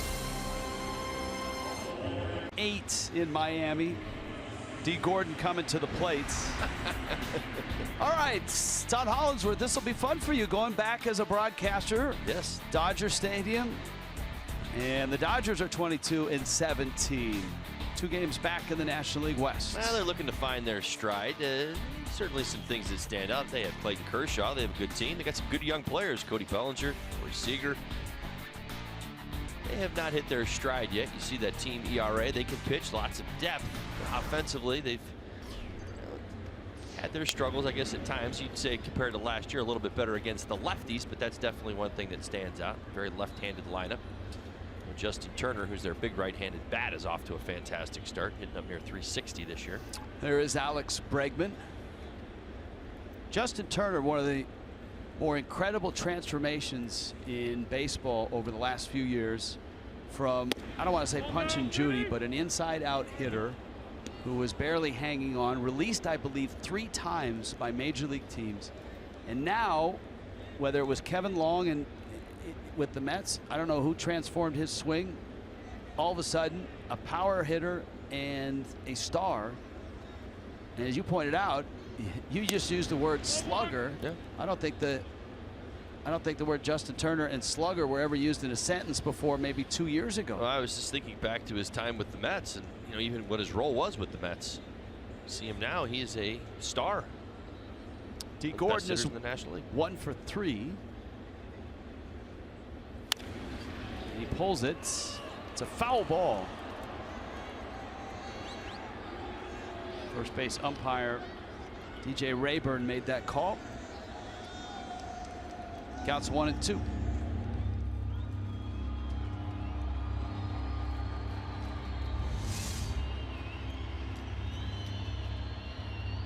Yep.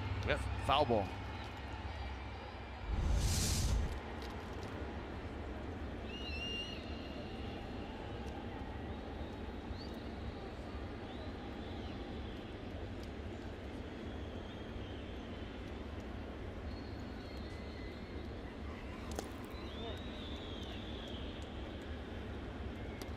That split finger.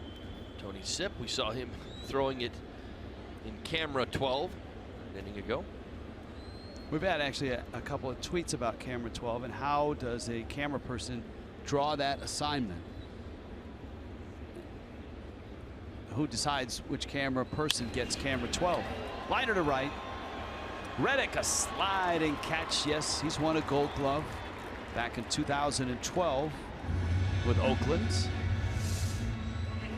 Good read right there, able to keep the lights out of his eyes. I think that's why he put himself down. Even look at that, almost turned his head away at the last second. Had a good idea where it was coming down.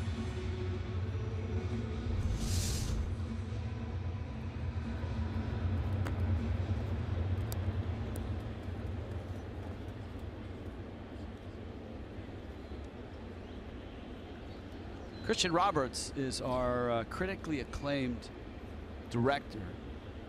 Works well with our producer John Sulzer, who is generally well regarded. Generally. And Christian apparently selects the assignment for camera 12. It's an honor that very few get. An honor for camera 12? Oh, without question. Privilege? Oh yeah, you get to hang out in the Clevelander the whole game. Sip fires first base, and Real Muto is out. And Jay apparently was the selection for tonight. So let me get this straight. So Christian kind of like writes out a lineup every day. Is that how that goes? Like he's got a lineup. Camera, you've got camera 12. You've got camera 11. Yeah, there's Jay right now. Now Jay's out, apparently outside of the Clevelander now.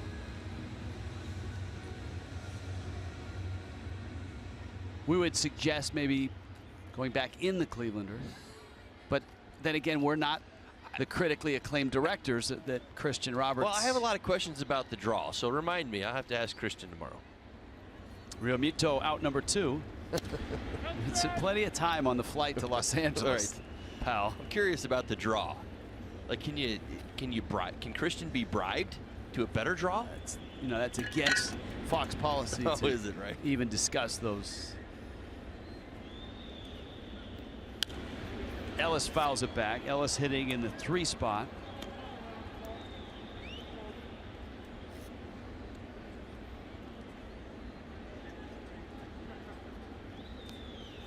Tony Sip. This, of course, was a Dallas Keuchel start, and he actually was mortal in the first inning. He gave up 2 runs. Ellis knocks one to right. Reddick, my goodness, in pursuit is there. And a line drive out ends Miami's 8th inning. Runs 4 hits. Houston on top of Miami. All right, other teams you may want to know about in terms of best teams in baseball. Buck Showalter and the Fighting Birds. Baltimore is 22-14. And of course, a Miami guy, Manny Machado, helps drive that engine. They have a very potent lineup, lots of power top to bottom, hit lots of home runs. The only concern with this Baltimore team probably is a question that has been asked of them over the last handful of seasons is, does their starting pitching hang in there? So far this season it is, but will it last all season? How about Zach Britton? That's the other question you have to ask yourself in regards to the Baltimore Orioles. Live every day like it's Twitter Tuesday. He gets it. He does. David Phelps.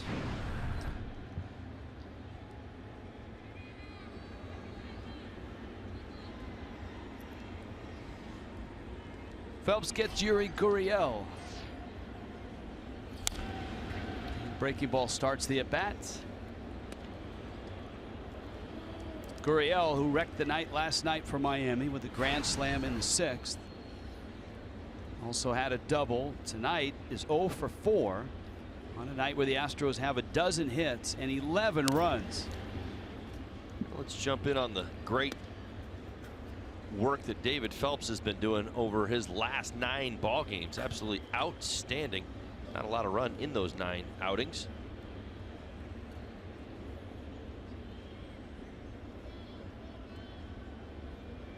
Just 1 hit with 8 strikeouts.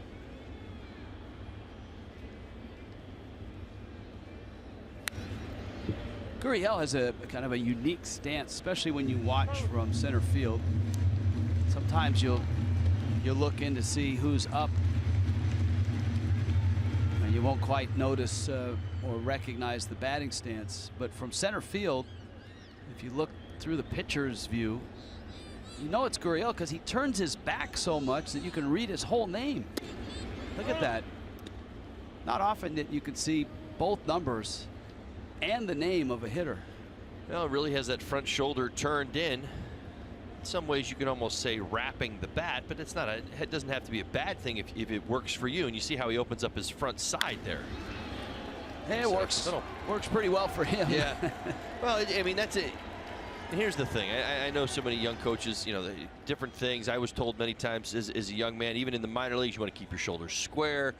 I mean, hitting is all about timing. And as long as you get your front foot down on time and you start your swing, you can do this right here. Pull your hands in and hit a 92-mile-an-hour cutter back through the middle. Now, I'm not saying everybody can do that, but my point is that he was on time with his swing. It's amazing how quickly it went from Gurriel to Houston. Yep. From the back of his jersey to the front of his jersey as he pulled the hands through. Well, at the age of 32, I mean, do you think he doesn't know his swing inside and out? By this point in his career, you do. He knows how it works for him. Marwin Gonzalez is up. He has 2 hits. He's 2 for 3. And Phelps with a breaking ball for a strike. Interestingly enough, Gonzalez is very similar to. It's a different approach. Holds his hands differently, but also has that front shoulder really turned in. It's working for Marwin as well this year.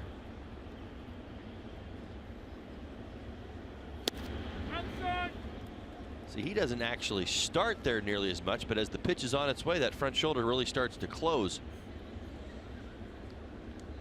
Kids at home trying to read his name on the back of his jersey. You'll see. He starts his swing. He's going to close that front shoulder. Get that front down, get that front foot down, and start his swing and prepare himself to attack the strike zone. There it is.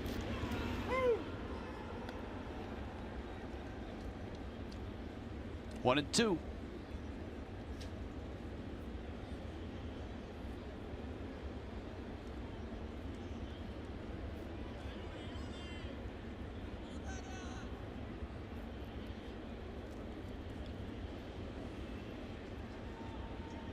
Jose Urena, Lance McCullers. McCullers 3-1, a 2.98 ERA. That's tomorrow. Urena's ERA 1.98. 11:30 for Marlins Live, and a noon first pitch.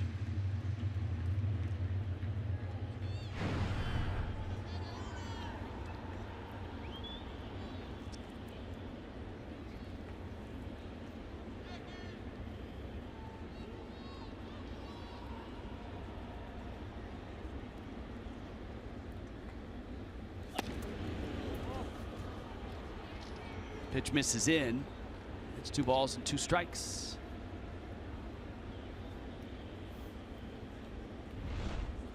MLB.TV Premium. If you want to watch every out-of-market game in high definition on your iPad as you're on your boat, cruising around, you might even see Babe Ruth and Giancarlo Stanton sitting together. Go to MLB.TV and sign up today. High definition, all those games. You hear all the different announcers. You see all the different ballparks. And you do it in true HD. And believe me, you can watch it on your phone. If you have one of those Apple iWatches that gets internet, pop it on there. Watch it on your watch? Yeah, I mean, it's not very big in terms of Altuve's screen size, but it works. Nicely done. Gonzalez swings and misses. And he goes down. Toyota brings you an inside look. In-game box score, Astros. All right, what you lose there is Carlos Beltran was in the 2 spot. He didn't do much damage, but Correa, McCann, Gonzalez. Look at Jake Marisnick. 3 for 4, 2 2-run homers off of the home run sculpture in left center. Now you have 2 players, 2 Astros, Brian McCann and Marisnick, 4 RBIs in this game. A lot of that traffic was set up by good at-bats and some singles around them, but Last night it was Gurriel with a 4 RBI game. Right. So think about that for a second. The only surprise here is that the Astros haven't hit a grand slam, because they had hit a grand slam in consecutive games. Remember, they had the grand slam last night by Gurriel, and then Bregman had hit a slam. Look at that name, El Caballo. Carlos Lee. There was a time where El Caballo Nation had their own county in the Houston area. They were so big.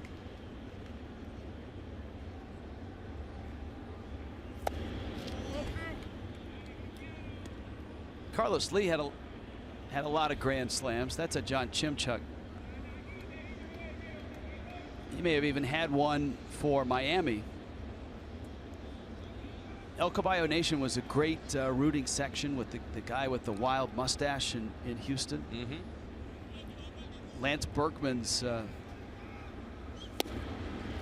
fan club was out there too. That's a strike. 17 grand slams for Carlos Lee. 7th in Major League history. What was the name of Berkman's, the guys in the Puma suits? That's right.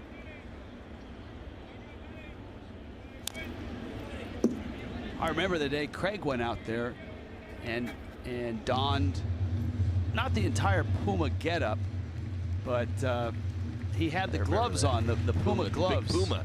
Yes. Big Puma. That was the nickname. That was his nickname, wasn't it? He gave it to himself. Oh, because did he? It's even better. He didn't like the other nicknames that were given to him. Big Puma. And Craig, I remember doing the report, had trouble scoring with the gloves on, right, as he was trying to keep score at the same time. That's strike 3. You don't. And the Marlins get Marisnick out. You don't mock the Big Puma. No. That's a no-no. Just like you don't mess with alligators in Florida. You don't mock the Big Puma. Even if there's one on your doorstep, you leave it alone. You've learned already. I have. That's good. That's good. Here's Chika Aoki. 2 outs here in the top of the 9th. Aoki takes a strike. I think for a lot of the generation of hitters, especially the left-handed hitters in Japan, many of them mimicked or tried to mimic Ichiro's swing without a whole lot of success, to be honest with you. It's so unique in the way he moves and lunges forward. It's not a technique that's taught, but Ichiro has been able to make it work quite well.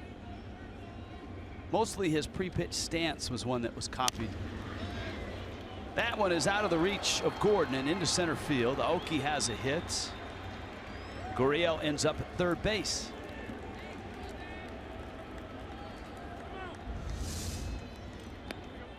Just past the diving D. Gordon. Good effort by D. See how that ball even spins kind of away from him. Inside outs it right there. Still 2 outs here in the 9th. Opportunity to get out of this without any damage. Now, you're absolutely right about Ichiro in that swing, and I think it's so interesting. It's very, very difficult. You realize the timing of his front side is something that only he could do. Many of us try different types of leg kicks and different things to work, to work on our timing on our front side and try different swings. And one thing you realize is that it's very hard to stay in rhythm with that. Riddle, tough hop, and he'll have to eat it on a sharp ground ball off the bat of Josh Reddick.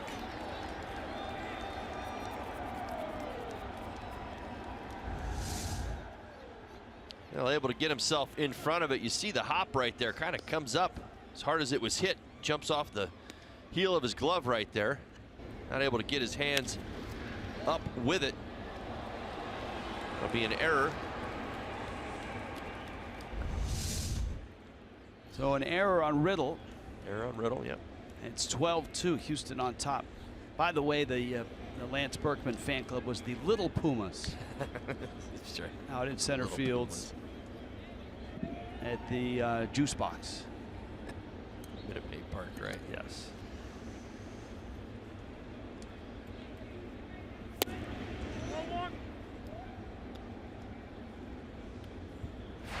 Tony Sipp gets an AB here. Pascagoula, Mississippi.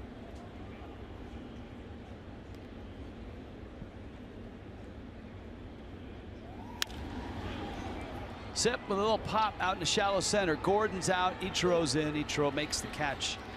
And the Astros limited to 1 in the 9th. Bottom 9 rolls around. And it's 12-2. West, transparency, low fares, nothing to hide. By Jeep, get great deals on the Jeep lineup at the Jeep Spring Clearance event. And by your South Florida Honda dealers.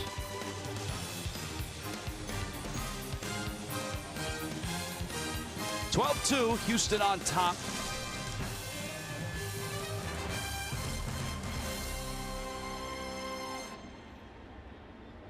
Do you know how long it took us to get the camera in there and to waterproof it? Nope. Well before your time, pal. It's been a long time in the making. Okay. Here's Derek Dietrich. I will accept that answer. Dietrich getting the at-bat in Ozuna's spot. Justin Bour's on deck. Dietrich pulls one foul.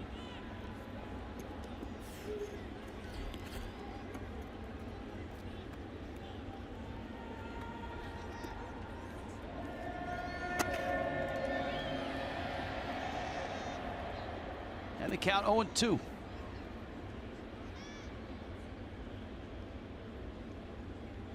Dallas Keuchel is going to go to 7-0.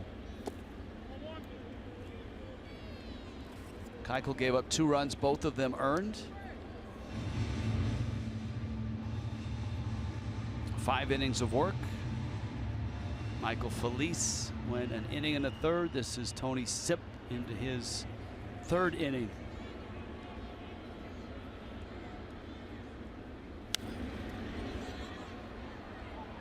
Of course, for the Marlins, it was a Tom Kohler start, and it was a struggle from the very start. He walked 4, all 4 scored in just 3 innings, 7 hits, 8 runs, and struck out 3. The ERA for Kohler sits at 7.04. Keuchel's ERA actually went up in this game to 1.84.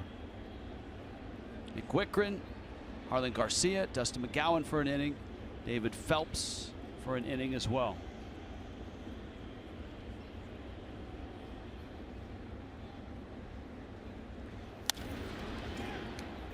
Sprayed foul down the left field line. Nice play. Hanging in there. Well done. You don't get a lot of action sometimes. Right. Keuchel on the mound tonight. Everything was on the ground. That's right. Why even stock a guy down there, right? Until Keuchel comes out.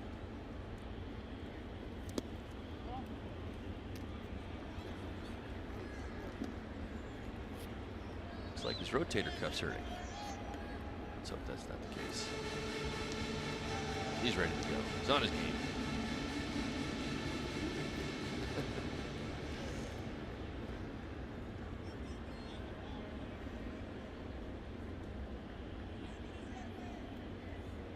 (2-2), and Dietrich drives one left center. Aoki is there, and he makes the catch.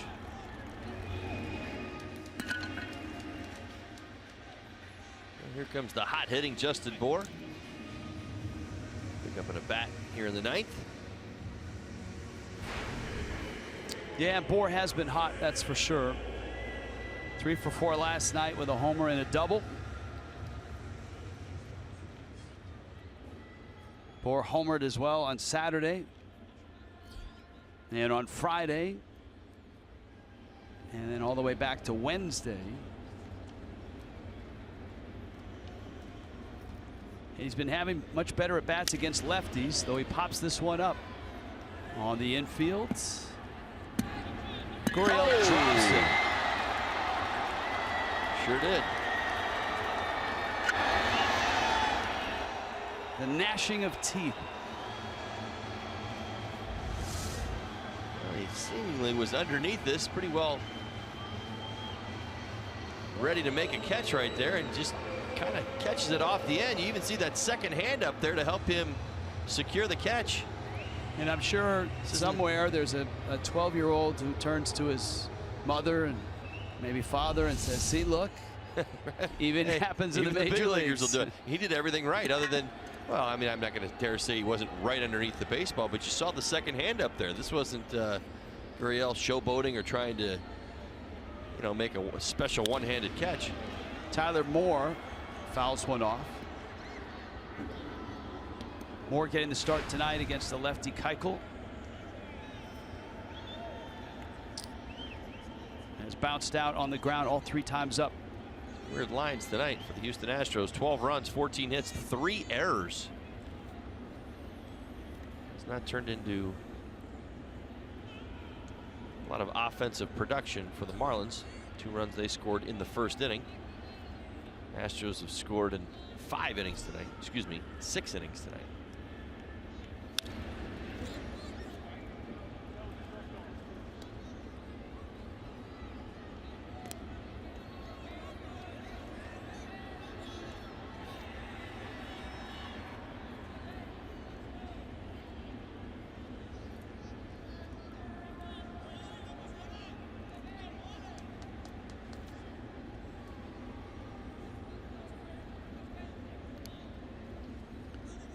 Oh-2 pitch to Tyler Moore.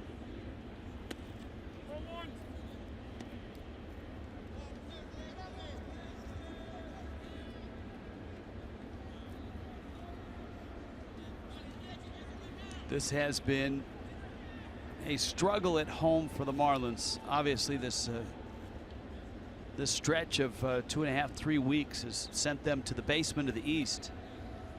But it also has turned their home record upside down. Well, getting home, this Marlins team spent a great deal of the first 3 weeks of the season on the road. I know that there was just this incredible optimism to get home and play good baseball here at Marlins Park. It's fortunately been the opposite effect. Come home on this homestand, barring a incredible rally here in the 9th inning, will fall to 1-7 on the homestand. Aviles, another at bat against the lefty. He's 0 for 2 with a walk.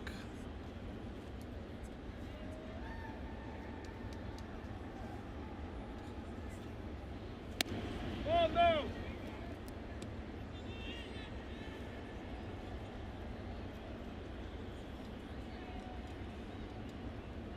And it doesn't get a whole lot easier. Lance McCullers is off to a nice start.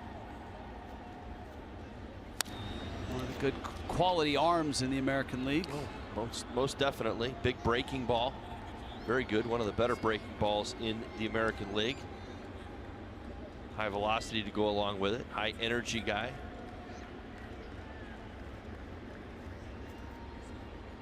Houston Astro fans very excited to see Keuchel and McCullers make 30+ starts for the first time. Change up from Sip. And that gets Aviles, and this one is over. The Astros finish the deed. Dallas Keuchel is the winner, and the Marlins drop another one and fall 10 games under now at 14-24. The Astros, the best in baseball, have won 13 of their last 16 and sit riding high in the American League West at 28-12. Marlins Live post game. We turn it over after this.